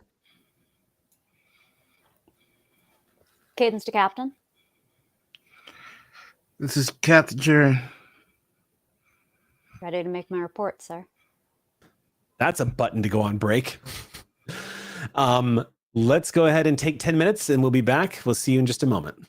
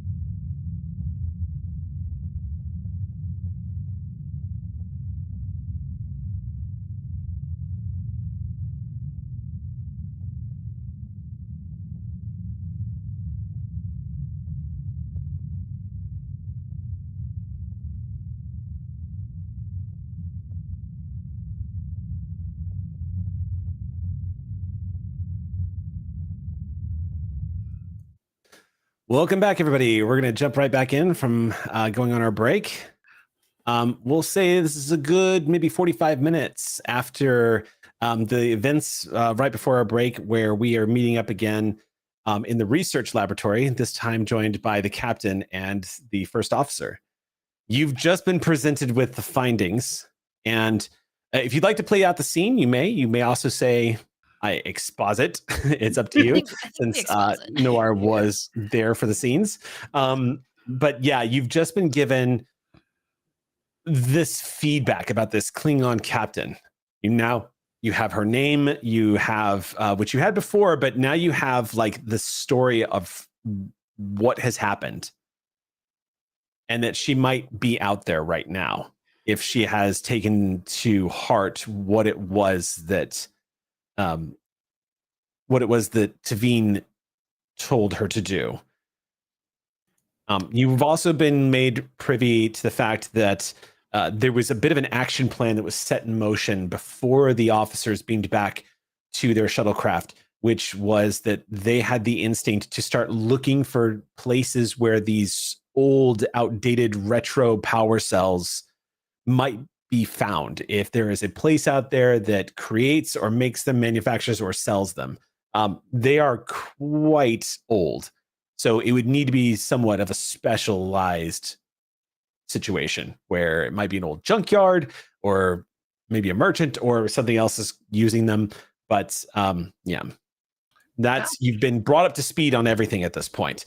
Avrali finishes giving you their status report just by saying a lot of the basic energies that we were able to replicate aren't quite the same as a lot of the power cells that we're using, but because it's a person and not an entire crew or a ship, I think, definitively say, Captain, that anytime any of the people engage on board the IKS Drovna, we can cause them to reconstitute their memories. Can we have everyone on the Pride? Can we have all of their memories restored? I don't know just yet, Captain. Doing something like that on that scale, I'm not sure. But I don't know what the rules here are, sir. Because if this is time travel, and if this is pocket time and all of these other theoretical things that are happening, I have a lot of questions, like how memory works at all and how it is that we're retaining the information that we have about the whole thing. This is not necessarily events as they are remembered for the rest of us who were not in that time stream, sir. This is being told about things and us knowing about them, but for all intents and purposes, when we reassert into this time stream, I don't know what the rules are as to how we remember events that never happened in this time. And that seems to be present in the fact that they might blink out of existence. But at the same time, it contradicts how it's behaving with how Commander Cadence is able to remember things once being exposed to the energy. And same with Commander Tavine. When the reporter, what's his name? Penn? Is that when he's feeling better, I'd also like to conduct the experiment on him if Dr. Conway gives him the bill of clean health and that it's safe. I don't know why he had the reaction he had, but how about you? Me personally? Yes, you encountered the same anomaly to some extent in the time lost the first time we encountered these beings, meaning that you observed their ship, you observed the conversations that we had. You would have seen the inside of their ship when we were communicating. I think I would feel better about your assessments if you would find yourself willing to undergo the same memory reviving procedure that you've created. Well, if we can stage something of an away team, sir, and maybe meet up with the Drovna. It sounds like they need an engineer, so maybe we could do something like that. But Oh, above table. I was talking about the thing that we just did to make Cadence remember everything. Oh, He's saying, can we do that for everyone here right now? Oh, like can you go under it as well so that we all remember everything? You see, they ponder that for a moment and says, I don't know. Maybe we could try it, but I think it has something to do with people being exposed to the anti-chronoton variants. Because we're behaving the way we're supposed to behave when we forget, since it's not technically a part of our timeline. The anti-chronoton variants kind of let us cheat a little bit. And Commander Cadence and Commander Tavine have been exposed to them. Kind of like how we were initially when we came across that piece of hull. Maybe if we excited the energies around the sample that we took of the piece of hull. Actually, yes, we should do that because now we know that piece of hull came from the IKS Drovna. So it's literally a biopsy of the ship. I should probably work with the engineers. Now that we have all this new information, we might be able to really go the extra distance in helping them so they don't blink out of existence, which, you know, yikes. I'm still determining whether that's a yikes for me as well. But I do like where you're going with this. It sounds like there's promise. I'd like to see it done. Hi, Captain. Yeah, I'll very exciting and scary. Well, it sounds like you might need a guinea pig. Just to see if it works with someone that hasn't been in contact with as many anti-chronotons as Commander Cadence and Commander Tavine. I might be the best candidate for that, sir, considering the amount of time I've spent down in the Jeffries tubes. True. Though I do wonder if that would be the wisest course of action, as you are the only one that understands the means of how to induce this procedure, correct? Make me an insight command check. Gotcha. Oh my God, this whole time I had everything open except my and then I called for a roll. whole time. Yeah, go ahead and make an insight check. Difficulty 1. Gotcha. What do you mean you don't remember my email? Oh my God. Sorry. Oh, 1 second. I'll be right there, King. Yeah.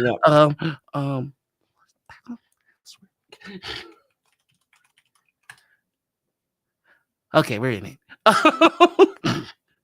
Oh no, that's Faluth. Shit. So okay, no, there, I got him. That was insight and what now? Difficulty 1, insight command. Command. Okay. Insight, not great. Command, we okay. That is a 9 and 5 under 16. So that's 2 successes. Okay, you see Vrali does a fine job keeping themselves in check. But you see a flash of, it's just for a moment, but the dressing down in the transporter room, you see a flash of that impertinence and irritation on their face for a brief second, and it doesn't look like it's directed towards you. It looks like it's just sort of this momentary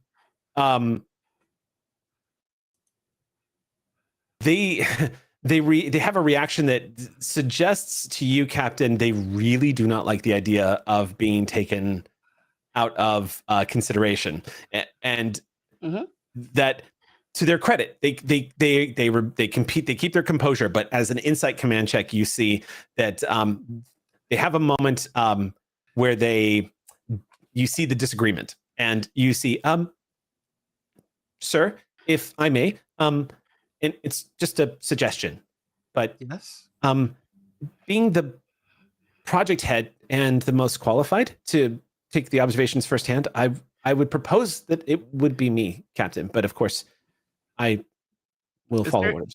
Is there anything else that can induce the regaining of memory the way that you can? And they motion to the team of Ox crew that are currently in the. It says we've recorded all of our findings. It's actually the trick was trying to replicate the energies of the old power systems. Thankfully, this Excelsior class kind of has some of that built into her. So it wasn't, we were uniquely suited to do something like this. It actually seems to hint that maybe that's why we've been having some of the experiences that we've had in the first place. Well, with this new information, I suppose I have no choice but to change my mind. Of course, you should go first. You don't need to make an insight command check, but you for this, but you see them take a deep breath and hold back the smile, and they say, "Thank you, Captain. I won't let you down, sir." I expect not. And yeah, he's just gonna kind of stand back. I will say, Captain, from the recounts that we got from Commander Cadence, it seems that maybe my situation had influenced the time stream. I think that's the terminology said the AI used. That could be of use to us in some way, shape, or form. I think so too, but I best report to the Admiral to find out the best course of action going forward. Of course, Captain. Yeah, and with that, he's going to step out of the way and probably report to both admirals about what's going on and wait for orders. Okay, you head back to your ready room. Avrali steps into the force field area and shakes their hands a little bit and says, very, very interesting. I wonder if I'm going to remember anything. Go ahead and just do what you did with Commander Cadence. Take us up to about 20%, but do it incrementally. I want to exactly how we did with Commander. Ox crew members just nod, and you see them start going through the procedures. A few moments later, you see the energy levels peak at about 20%, and then they bring the power back down. And Avrali stands there and says,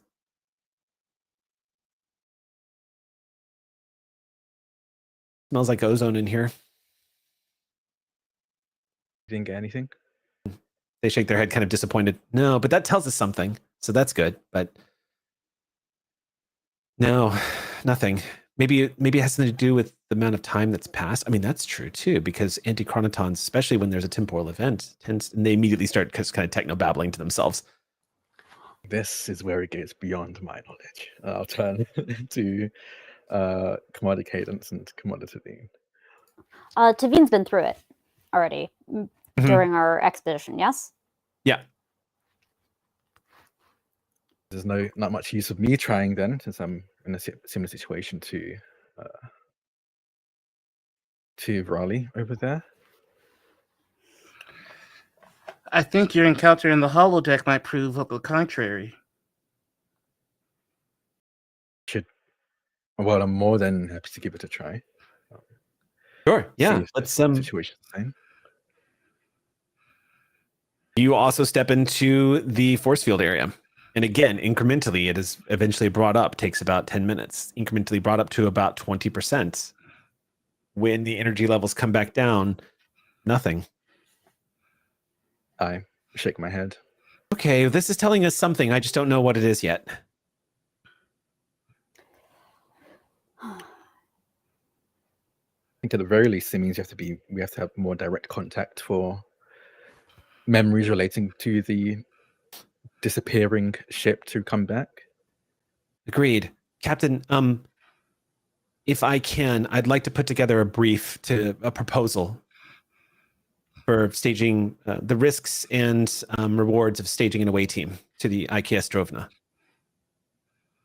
for you to consider. I'd love to hear it. I'll have it to you in about an hour. Okay. Well, until then, if there's anything else anyone needs.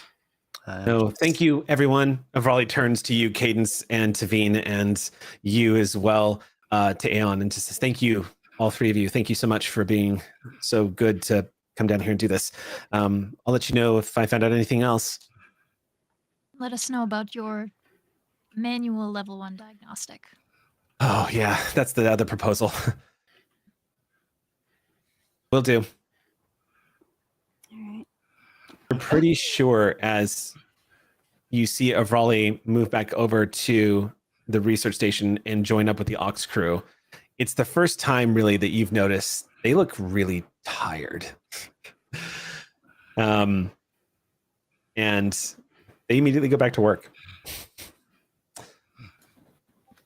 What would you all like to do? I'm going to med bay. Okay.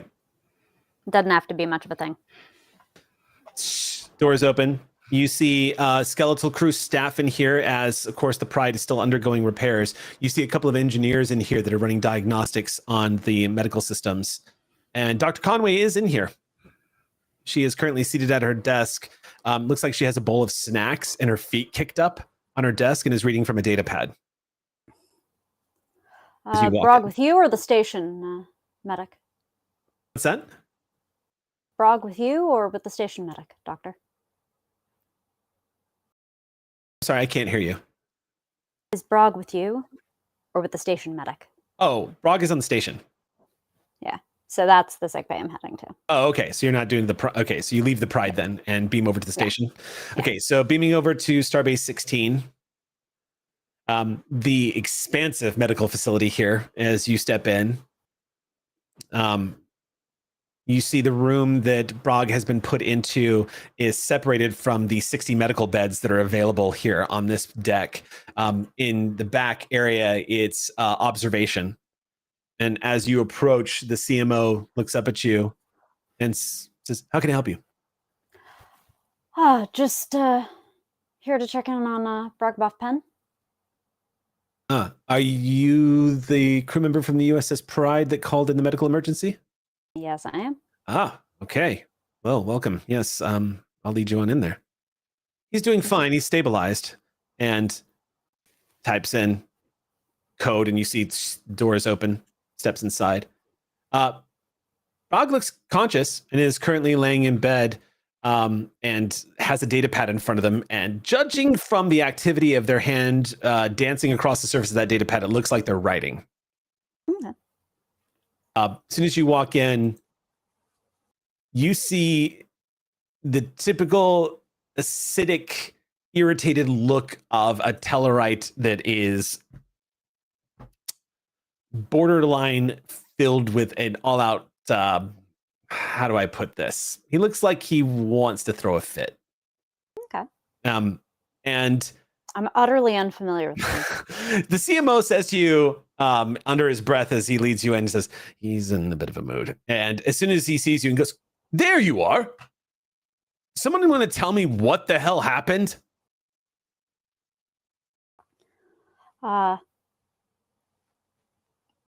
You joined me and Commander Tavine on our shuttle, you recall? Yeah. And then Here. what? Y'all jumped me? Immediately the CMO says, "No. Starfleet officers didn't decide to just suddenly jump a Federation reporter. Okay. We've been through this. You suffered some kind of spasm. You suffered some kind of medical emergency. And we're still piecing that together." And he says, "Yeah, of course. You've got an entire starbase, all this equipment, all this space, piecing it together. Don't know what's going on. How long have you been in Starfleet Medical?" And the CMO looks over at you and says, "I'm going to go ahead and just leave you two to talk." Have fun. Flee. Steps out. Tellarite watches him leave and looks back at you and says, "You know, if you're trying to get me off the Pride because you don't like the truth bombs I'm dropping, then I just wanted to see if you were okay. I was worried about you. worried about me, huh?" Yeah. They sat down in the little like visitor chair. Yeah. I wasn't sure if you were awake yet or anything, so figured you might want someone nearby. There's a stretch of silence that indicates he is to you without making an insight roll. You see the downshift as he pauses and stares at you, and he sets the data pad down and goes, I'm feeling a little better. My muscles ache. Apparently I had a seizure and Yeah. feels like I ran 12 miles. Yeah. It looked pretty scary. Tavine was quick with the hypo. Probably quicker than I would have been. I'm feeling kind of glad she was there. Commander Tavine is your sibling, is that right? Yeah. Hmm.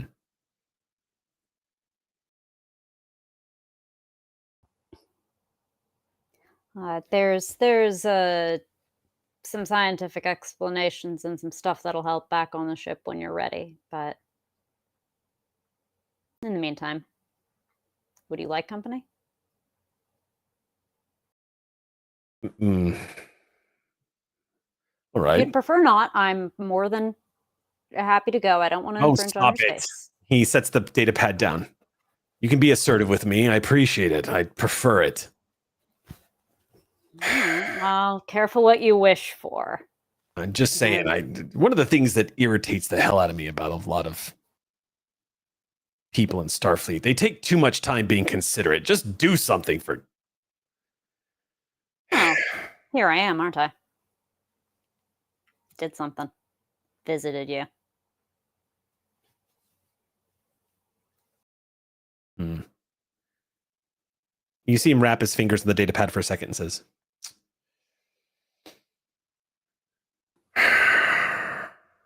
all right. Maybe it's time for a new approach here. Okay. Maybe it's time to talk to you with a little more candor. If you say so. I mean, I was ready for the attack approach if you're feeling more inclined. What happened on that shuttle? What happened to me and what happened to you all? Why were you headed out there? What was this? Would you like a verbal explanation, or would you like to get pelted with a bunch of particles till you remember like I just was? Huh? Not the thing you thought you heard. That's what it is. I don't know what you're trying to tell me right now, but I have a feeling you're using... I really am not. Okay. Well, whatever. Whatever. All right, look. He pushes his data pad a little further away from us, says, off the record.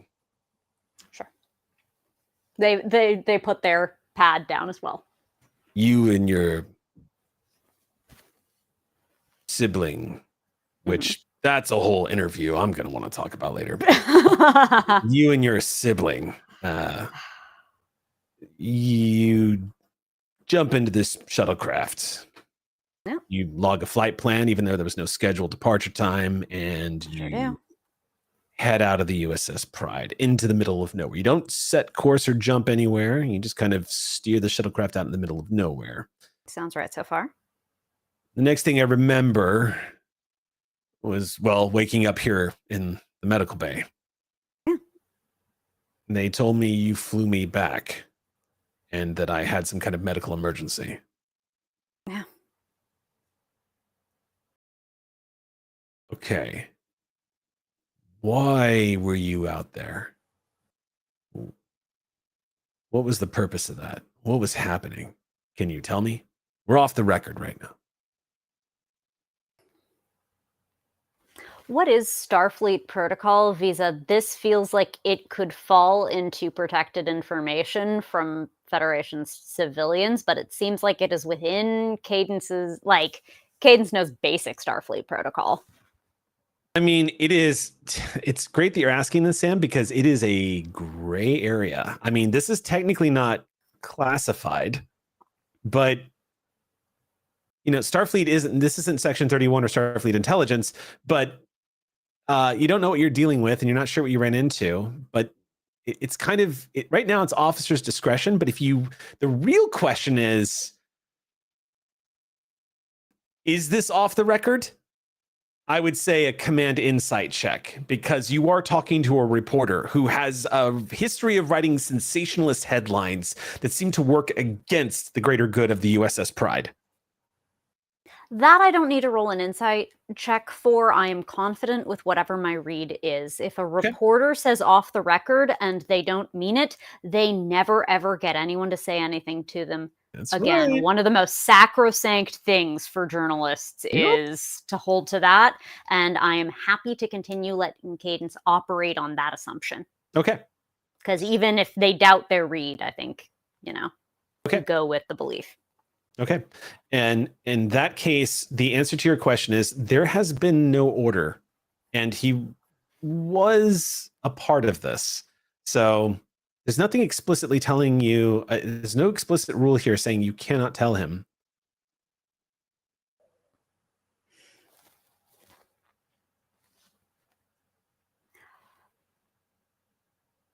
I was out there to send out a neutron pulse, hopefully to summon a Klingon cruiser bent out of our time stream. Not gonna lie, you should have gone for the particles. Okay. So there's some time stuff happening. Yes. Oh, man. You need me to replicate some red string? Oh, this is, oh my God. 26 years. 26 years reporting in Starfleet.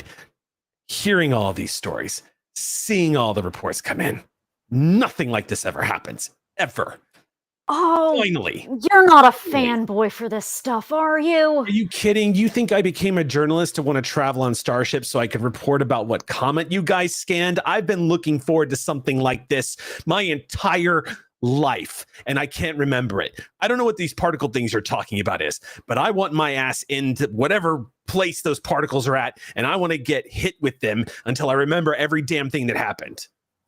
Well, then you're gonna have to get better real quick then, huh? Is there a You're gonna have to hyphus space? rest your ass off. I give you full permission to drug me. Is there anything laying around? Give me an adrenaline shot. Let's go right now. Doctor, could I get a consult? Doctor looks up from his data pad and says, "Do you need a sedative?" Maybe the other thing. Might be getting him out of your hair sooner than you thought. My data pad. He immediately walks over to you. Cut to him standing in front of the Tellarite just going, "Listen, there's nothing in my medical opinion that would indicate that giving you a stimulant right now would be dangerous. I will do it if you ask for one. However, it is my advice that you stay in observation for the next 24 hours. You had a violent seizure that is clearly related to some kind of temporal event. And the variables, variables, blah, blah, blah, temporal nonsense. Go ahead and give me the stimulant. I completely absolve you of whatever, blah, blah, blah." That's not how this works, Mr. Ben. I'm your doctor, and I get to make the call medically. Now, in this case, I'm recommending you don't do this. Cool. Well, thank you for that recommendation. I'll log that away. Go ahead and give me the damn stimulant.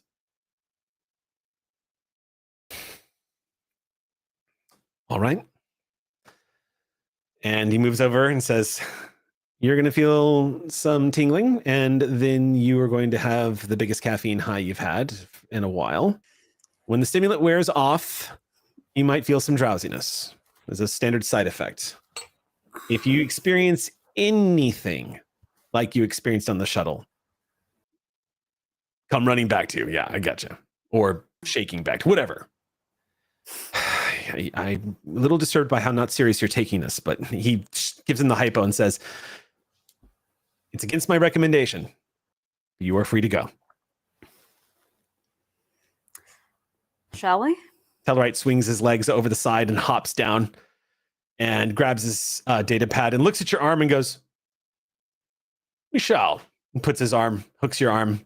The two of you, as you're leaving, the doctor just words to you as you're walking by silently.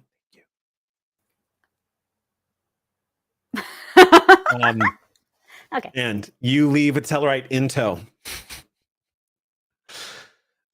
We'll say moments later, you find yourself walking back into the research lab aboard the USS Pride. Stepping inside, you see the Ox crew currently busy at work, and you see Avrali head on hand, just idly typing into a data pad and looking up and going, well, we could try something to accelerate the process, but it could be, it's still just, we don't know enough. It all comes back to that. We just don't know enough. Damn it. I just wish there was more. I brought you another one from the Drovna. Oh, Avrali stands up. I'm sorry. I don't, the annoying reporter. Yes. That's the middle name. You see the Tellarite react kind of, and you're the irritating, socially awkward, and completely oblivious science officer that barely knows what they're doing about any of this. Yes, that is me. I wouldn't know about the barely know anything about any of this, but anyway, yes. Do I have your permission to throw you into that little zone over there and saturate you with energy and possibly teleport you back in time? Wait a minute, we're not doing this one without Conway. Oh, okay. Wait, whoa. Who's Conway? Oh, Chief Medical Officer, what kind of reporter are you? I thought you knew things on this ship. How are you going to write a proper trashing of the USS Pride without knowing all the senior staff? I do know Dr. Conway. I forgot because, frankly, she's boring. Excuses. Anyway, you're not going to seize on this poor little lieutenant's watch. We bring in Conway or it's no deal. There, see, I'm doing the thing you asked. I'm being direct and doing things. Fine. Yeah. Yeah. Avrali to Dr. Conway?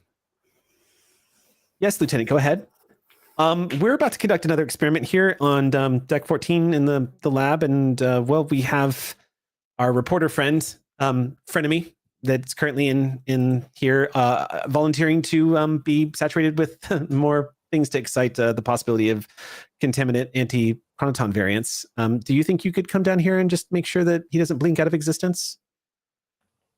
Or ensure? Or sees. See to it that he does? Yes, but by the time I get there, I'll need you to pick one. Okay. Conway out. A few moments later, the door opens and Dr. Conway comes striding in, finishing off the last of some snacks that she had in a bowl. And she looks at the Tellarite and says, "You're the reporter. How come I never see you in sickbay?" Anyway, the Tellarite just kind of says, "Okay, so what do I need to do? Do you need to scan me or something?" Flips open, says, "Nobody, and I mean nobody, is showing up for their checkups on time. And I'm tired of having to chase people down." And starts running a medical scan. And says, "Your adrenaline is spiked. Have you been..."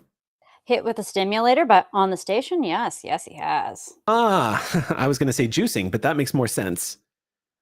Good. Yes, he seems to be perfectly healthy, excitable. Although, and she taps on the tricorder and says, "I am seeing evidence of what looks like cellular stasis that has since gone into remission. But unfortunately, because you don't report to sickbay, I don't have any records to compare this to. So if you are experiencing something similar to what Commander Cadence experienced, I have no idea." And she closes up the tricorder pad. Says, "Wow, wouldn't it have been nice if you had actually reported to sickbay?" Oh my goodness, is there a contagious case of passive aggression on this ship? Goodness. You see a smile on the Tellarite's face and says, "Starting to like this crew." Yeah, we grow on you. All right. Get in there. There will be a part where they require you to shut up. They did the same for me. It's a real thing. It's not just your personality.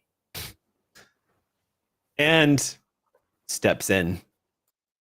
And Avrali gives a yawn, which immediately gets a look from Dr. Conway. And doesn't take an insight check to see Avrali pointedly avoid the eye contact with the chief medical officer of the USS Pride and starts initiating the energy pulse. Says, "The more data that we get from each time we're able to do this, the more we're learning. And what's interesting, Commander, after readings after your last step into the we're calling it the bowl. Don't ask me why. But when you stepped into the bowl, the chronoton variants that were essentially driven from your body evaporated. They turned into nothing. We don't have any trace of them. They kind of, I think, integrated with the time stream, which, by the way, chronoton particles do not do. You can't destroy chronoton particles. They can travel backwards through time. These seem to disperse and evaporate. I still think this has something to do with an actual manufactured technology. More and more I'm getting, especially after what you said, and, you know, about the Klingon captain and the thing and the stuff. Oh, and then there's that really interesting stuff that was happening with Aeon. Like, was Aeon dreaming into the future or the past? In which case, can Aeon, I mean, think of some of the things that Aeon could do.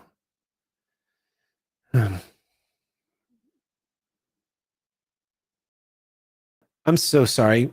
What was I talking about before I got into the thing? Conway leans forward and says, Yep. After this test, and you see Avrali go, no. And Conway goes, you are ordered to bed, Lieutenant. And Avrali says, look, I understand. And you see Conway suddenly lose the nice demeanor. And she says, that's an order, Lieutenant. And Avrali stiffens and says, hi. 10%? Are you feeling anything? Bored as hell. Don't know why I have to sit here listening to you all babble, but waiting for these particles to bombard me. They're bombarding you right now. You're experiencing them. You just don't know it. He's a reporter? He's a Starfleet reporter? Like, this is Science 101? Does he? Your microphone is on. Sorry, or not, because you're a Tellarite, and I thought you... 12%. The energy continues to go up until finally, when it hits roughly 20%, you see Frog in the middle of starting another monologue that is just a useless bag of hot air as he starts rambling on about how irritating this, freezes and goes, holy shit. How did I... Oh my God, that woman was scary. She was gonna fucking kill me. Conway goes, could you watch your language, please? And he blurts out fucking again, but this time in Tellarite. And he taps his chin and says, oh my God, that is the story of my... I have to write this. This is everything. There's a Klingon ship stuck in a pocket of time and being threatened to erase from existence. You gave a data pad from a temporal agent from the future that has a sentient AI called Prism that's talking about the This is... How did I forget this? Did you... You wiped my memory. You did this to me. He points at you, Cadence. This is all of you. This is a Starfleet cover-up. And then, as part of the cover-up, I brought you back to have your memories restored. Just want to be clear about what's being libeled about me. You're a damn fool. Avrali just says out loud.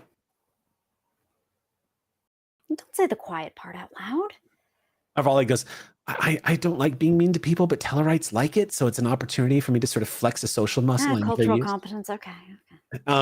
You see Brog just go, you're right. Yeah, that was stupid. Oh my God, this is a lot. This is huge. This is huge.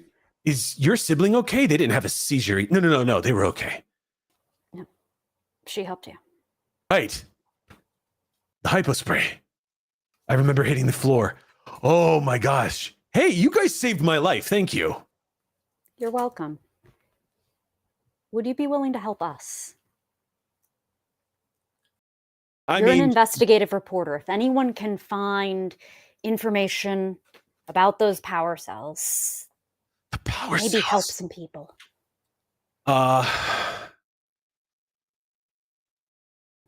Eric, I'd like to put an ox point into that request, since that's Okay. activating a support character. Okay. Yes, yes. All right. In which Let's case, go. a possible avenue becomes a certain avenue of information. Activating that ox point, if you could please roll a d12 for me. Very happily, yes. And we can... That's a 10. 10. Yes, 10. Thank you, Duran452, for that ox point. You see him goes, yeah, absolutely. Yeah, I mean, she was terrifying, but I don't know. There's something about seeing, when you see Klingons, you just have this terrible cultural stereotype in your head about how they're all just blood-loving murderers out in space enjoying battle and nonsense like that. But you could see, like, really the worry on her face for her and her crew, the family. And it's just such a good story here. I've got to know some... Oh, I have a contact. I would need something. I have a condition, and it's not how do I put this? He hops down off of the chair that he was sitting on and just walks up to the force field and goes, could you turn this off? And steps out of the force field and says, I have someone I can contact that might help us find what we're looking for. They're kind of off the beaten path, though, and they're not exactly, what do I want to call them? Law-abiding, but they're trustworthy. And if I'm going to connect with them, I need to do it in a secure channel. No listening in, no outing them. Think of it like a source. If I can get in contact with them, if you can give me communications, I can reach out to them and see what we can find out. I'll run it up the chain of command, but I suspect we have a deal. Ah, damn. All right. Solving mysteries. That's what we do. And am I okay? And Avrali says, I mean, you talk too much. I really like this crew. Dr. Conway looks down at Avrali, and Avrali goes, okay. Ensign, can you coordinate here? And she nods back to Avrali. Avrali stands up and says, I am relieved. Be in my quarters. And Dr. Conway follows Avrali out and says, I'm going to make sure. And just walks out after them. Brog looks at you and says, we should talk to your captain right away. I think. Yep, I'll loop him in. Come on, let's go. All right. Cut to. Inside the ready room, you're standing in front of this gathering of people, and they've just explained to you everything that's happened. Brog, the last time you had an encounter with Brog, he just got done bad-mouthing the frack out of you, Captain, and the USS Pride, setting you guys up for controversy after a few of the incidents that took place here. Now you see him standing before you, and looks like he's throwing the Pride an olive branch here. As he finishes his pitch to you, he just says, if this works, then we might have an inn, a place where somebody might be going to look for some of these outdated power sources. So the only thing I ask is that when all of this is said and done, obviously taking into account that Starfleet might want to classify this because we are getting into temporal nonsense, but if they don't, I want to be there for all of it, and I'm going to write it. Well, that sounds like a deal. I just need to make sure that I get permission from the Admiral, but of course, let's follow this lead. Sounds good. That was easy. Thanks for not being a, ass about this. I appreciate that, Captain. I I have a very good EXO. Yeah, Hata, when he says that, she goes, sorry. Well, in that case, I'll update the admiral. Upon receiving his instructions, I'll be able to tell us where we're heading next. So with that, we could do a split screen discussion with the admirals. Mhm. Can we just real quick check in on Tan and Tavine? Yeah, Oh, sure. if we want to do a scene with them, yeah. I want to. I didn't mean. Sorry, y'all. But No, I'm like Jim hands. This is so much fun. I'm obsessed with all of this. Let me just say for the record that I love it when another player, very much like audience members, are so desperate to find out what's going on in the other thing that they literally speak up and say, "Can we please do a scene with them? Because I want to know what the hell's going on." It's like skipping ahead to your favorite parts of the book, and I get it. Trust me. So yeah, if we want to do a quick scene, what's going on with Tavine and to Aeon? Yeah. Where are you was, two? Yeah, where was I know that Tavine maybe was bullying you into resting. Yeah. So I guess you can say maybe you're also very much like Dr. Conway. You're making sure I am heading to Yeah, I'm to rest. take over. We're gonna replicate some tea. We're apparently avoiding meditation, so we're not doing that. Right. Don't think too hard. Don't Yeah, think too so hard. we're at your quarters and they're doing just like a little like decompress sit down, I think, Yeah. pre-rest Okay. for Yeah. Tan. Sure. That makes sense. I'm sat at my desk, and I have like my cybernetic arm like kind of rested on the desk, with a bunch of like tools set out on the table, as with a cup of tea beside me, as I'm like just doing some maintenance, seeing what parts have been damaged or fried from that blast I took. I just Yeah.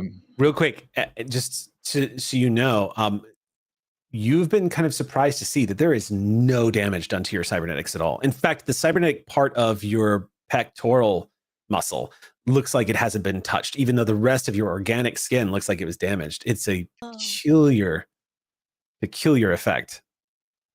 So I it's think then maybe in a that little case, mental. Like yeah, maybe it is a little bit mental. yeah, As I kind of like do some basic maintenance, and I'm kind of like pulling out parts and looking over them, expecting to see something wrong. And you hear as you're kind of like going around his quarters, him mumbling like, "There's nothing wrong with it. It seems to be perfect condition. Hold on." And they put like a screwdriver in their mouth. And they start pulling at parts and see if what's going on in there. she It's comes all back with good. her newly replicated cup of tea and sits cross-legged on the chair opposite of you and just like very nosy like is watching even though she doesn't know how any of this works. I feel like this has been done before, but like Yeah. It, did you break I it? I was sure I must have had something fried. My fingers have been twitching strangely. It had to be something wrong, but everything is working fine. I've even replaced some of this wiring with some stuff I replicated, and this twitching is still going on. I'm not sure what that means. Perhaps it means you need a long rest. I won't deny that every part of my body is aching right now, and lying on the ground honestly sounds great. Lying in bed sounds better, but the fact that the ground is so enticing is probably a sign.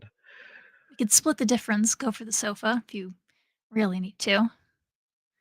Yeah, I think I might need something somewhat firm on my back right now, with how much it aches at the moment. You know, the Hollow Suite can replicate a lot of things. I know that sounds obvious, but I've never actually had it replicate anything more than battle scenarios. It replicated the quarters of the USS Costa Vega pretty accurately. For what reason? If I can ask. Oh, I needed a place to meditate, and I hadn't been to the traditional Vulcan chambers for meditation, figured I'd replicate something I was somewhat familiar with. Clearly, I'm not a very good teacher if your meditation led to time traveling assassins, but Or maybe you're just too good of a teacher. Maybe. I mean, I was trying to remember that face. I ended up remembering it a bit more than I planned.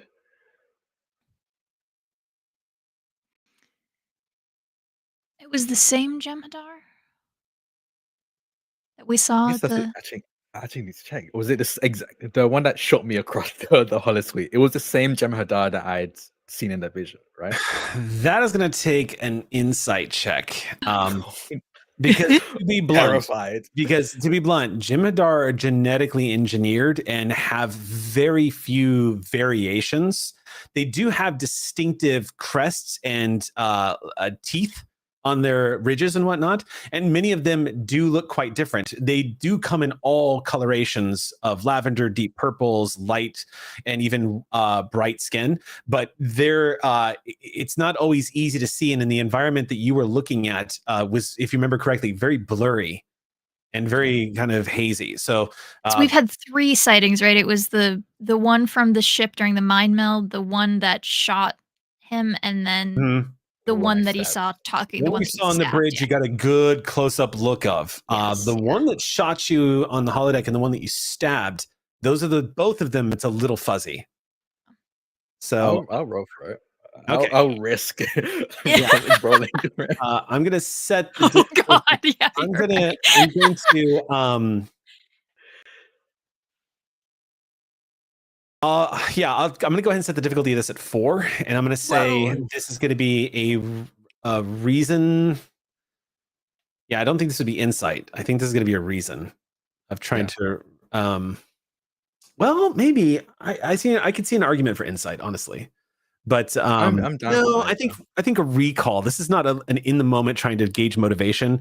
I'm going to call this a reason security check. I can do that. It's a 4. Okay, that's actually quite high. Difficulty 4. I think we're probably. I don't think we. Well, no, we are totally out of momentum. Momentum. I guess I'll just. Okay, let's see what I can do here.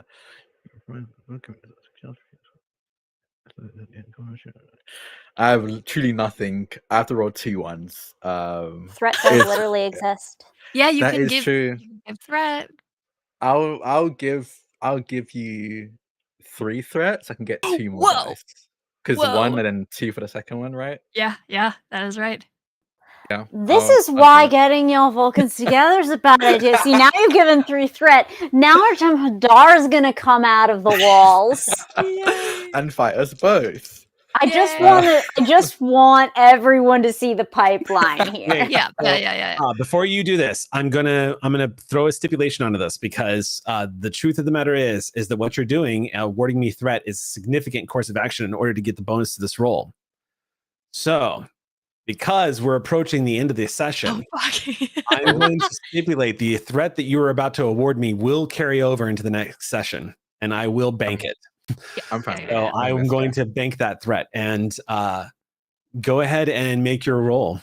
Also, really quick for clarification, just as a reminder for people, we've changed how ox points work. We can't use them for momentum. We can only use them to activate a crew member. Yeah, so like Sam did with Brog earlier. Yeah, so basically, because the crew is no longer playing supporting characters, the way supporting characters do is they make your starship incredibly powerful because it basically floods your starship with characters and supporting characters who can call upon values, who can roll high stats, and who most importantly can avoid injury if they are shot, so they're not turned into red shirts. What they can do now using Ox points is by spending an Ox point, they can activate any NPC character of the USS Ross to act as a supporting character for the scene, and it allows them not for the scene, but for a specific action. And it allows them to do pretty powerful things like using supporting characters to take additional actions in combat, for example. And that's literally allows them to activate Ox Crew. So yeah. So that is no longer for momentum spent. Yeah, so because that's why we're using the threat now. The truth is like it's so easy to generate momentum in this game that it wasn't having enough of an impact. So that this is the new rule. Yeah. So that's why we're going for threat. Yeah. Thank you, Caitlin. Oh hell yeah! I got a 1. Okay, cool. That is that. You also got determination stuff if you. 5 successes. Holy moly! One of them was a 5 1. successes. You managed to Yeah. bank a momentum from that. Yeah. Okay.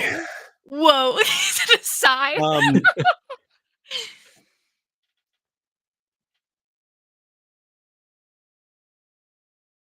All 3 of them were the same Jem'Hadar.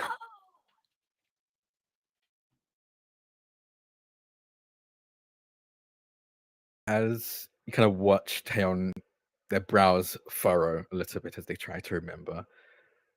It loosens up and they kind of smile a little bit. Less uncomfortable of a sight for you because you've seen the smile on Taeon's face quite often. And they say, it was the same Jem'Hadar. And with that in mind, I think they won't be speaking to us anytime soon, especially with how deep that dagger was plunged into their chest by whatever body I was inhabiting at that time. When was that? What time? Do you remember? I guess you can just say Not that sure. a time of day, because while we were on the ship, Yes, you something mentioned. temporally changed. I think there's a chance that was me. I think so. I think if I'm able to do this on command with less of a fright and maybe less of a gunshot wound to my chest, I think it could be of use to us. This slipping between time. Fascinating. I can't figure out this arm. I don't know why it's not working like it should be, and I just go back to You get a trying flick to the maintain. forehead.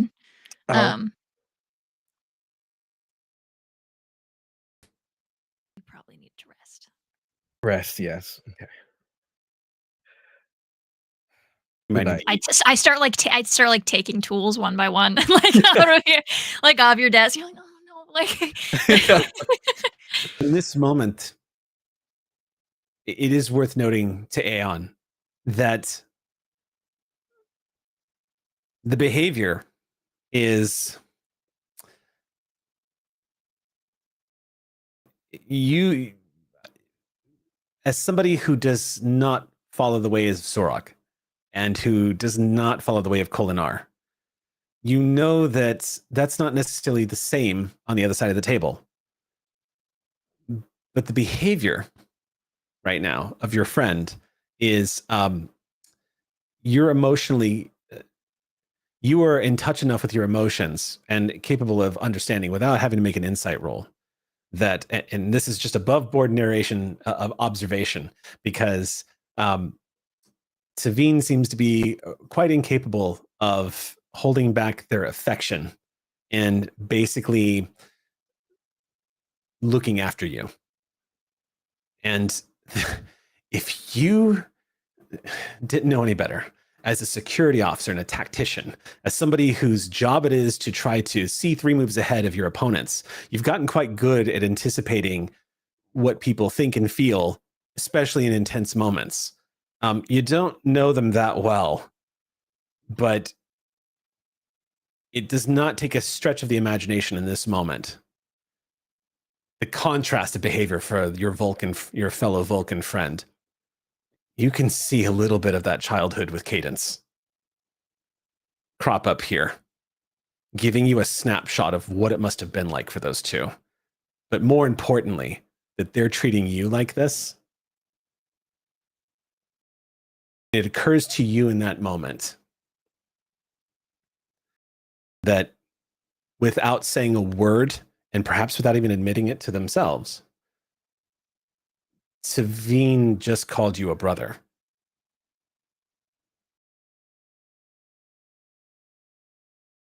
I think catching on to that, they turn to Ian and say, "I'll get some rest. I promise. I'm sorry for worrying you, but you should probably get some rest too. You've been through just as much from the sound of it." Well, we did volunteer for quite a large task with Lieutenant of Raleigh tomorrow, so Yes. probably in our best interests. And obviously this is no business of mine. I don't have siblings myself, but I think you should talk to Commander Cadence.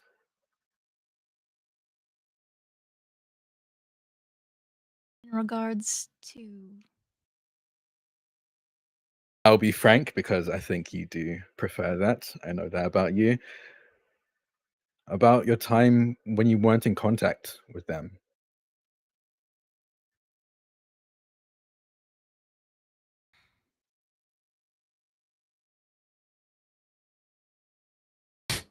I will take it under advisement. And she As will well, stand should be. and stretch and Okay. wish you the same. The two faces of the admirals are looking back at you on the small view screen that you have on your desk in your ready room, Captain. And you can see Admiral Crom is just trying to absorb all this and having the same incredulous expression on his face as he's processing everything you've just told him. However, Rollin has a big smile on his face and says, "Sounds like you've got this under control, Captain. I think you should do it. Report back to us and let us know what's going on. Just be very careful engaging with some of the underworld elements. I don't know that much about what Progbuffpen's contacts are like, but he is a reporter that's known for moving into and out of some pretty controversial areas. But I think you're on the trail. I think just keep us posted." Would you agree, Admiral?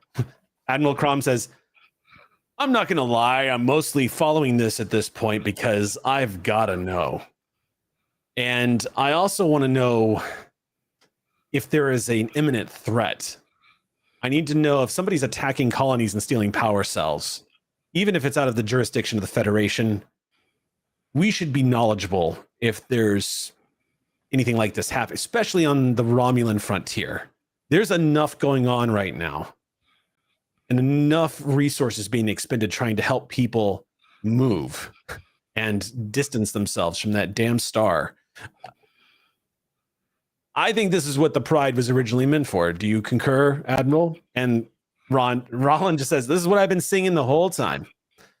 Captain, as soon as the USS Pride is able, I am ordering you to do exactly what you feel like you've got to do to uncover exactly what is going on. And if possible, help this Klingon colonel and discover what you can about this strange anti-chronoton variants and the ghost ships you've seen appearing. If there is an enemy out there that is trying to cause harm to innocent people or even attack our allies, the Klingons, Federation should know about it." Aye, sir. I'll act on your orders immediately. Good luck, Captain. Thank you. Guys. I think with that, Jaren takes a seat at the ready room. Hangs up. He's gonna pick up his boxing gloves, hang them up, and go to the bridge to give the order. Hada Ben is out.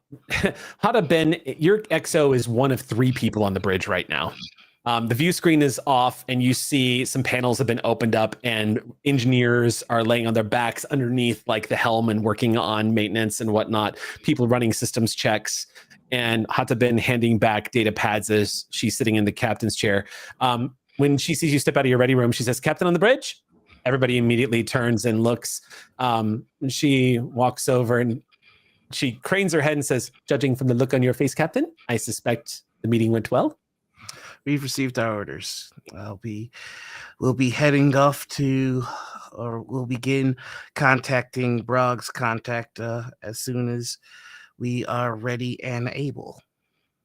She taps on her communicator and says, "Hata Ben to our chief engineer."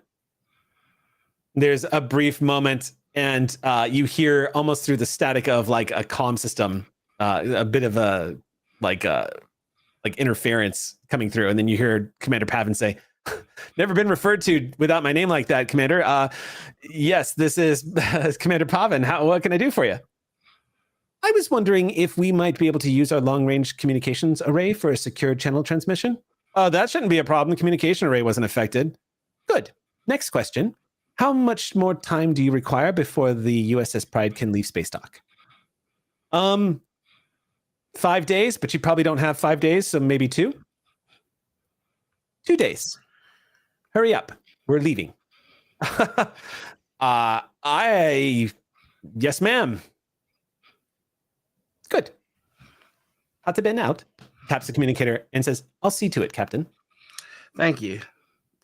I will let the reporter know that he now has access to our long-range communication array and can contact his contact immediately. Very good. Even that he's going to take a seat in the captain's chair. Okay. You slide into the captain's chair. I think, From the captain's chair, you can see the damage report readout. The Pride is looking a lot better. All right. Well, he's just going to fiddle with his earring for a second before he... 2 days. What could go wrong? Cut to down in the communications bay, sitting in front of a view screen. Rog Popbend activates on a secure channel, a small view screen, and inputs his temporary manual code for that secure transmission and begins sending out a message. On the screen, there is a long wait as connection has been established through a couple of subspace relays. And then a logo pops up on screen as he makes connection. And it says Drozana Station. And it has a little logo with the Ferengi Alliance underneath it. He waits for a moment. And there's a confirmation clicking sound. And popping up on the screen is the face of a Breen. In full helmet with glowing green strip of energy across where its eyes would be as it appears. There is this high-pitched, almost like screeching, and then clicking sounds as this strange language of the Breen begins to emanate from inside the helmet. And Frog says, "It's something look. Okay. Look. Vel, I wouldn't have contacted you unless it was going to be beneficial. I know. I burned that bridge. I know, but might be a way to repair it. I'm investigating something. I'm looking into something on behalf of the Federation, and it's serious. So there might be some profit for you, but I can't make promises because you have to tell me what your price is going to be. But I need to find a way to get in touch with Casey. Tell me she's still on Drozana Station." And the Breen immediately, this digital sounding voice clicks back angrily. And he says, "Missing? Well, is she still stationed out of there?" The voice comes back and he nods and says, "All right, look, if I was to come to you, could you arrange a sit down between me and Famic?" The Breen hesitates for a moment and then replies. He says, "If anyone's going to know where she is, it's going to be Famic. I would consider it a personal favor. And you'd be making friends with, the captain of a starship for the Federation. I mean, they're not overflowing with money, but I'm sure they can do favors. It's important. I wouldn't risk this otherwise." The Breen lets out this long tonal note and then disconnects. And he nods and goes, "Oh, time to go home." And that is where we are ending tonight's game. Oh my god. GG, everybody. Oh, very chill, Um, very casual, very demure, very uneventful. Just a chill Monday night. Just a always. chill Monday night. All right. That's going to wrap us out for this chapter of the Last Excelsior. As we step deeper into this mystery, the USS Pride has now officially been designated to uncover what is going on. Woo! We will learn more about this mystery as the campaign continues. The campaign, which, by the way, is possible because of the support of our Aux crew, who we adore, who have been supporting us since our days at Geek and Sundry. We thank you. We will see you all next Monday night for the next chapter. Until then, everyone, hailing frequencies are closed. Bye.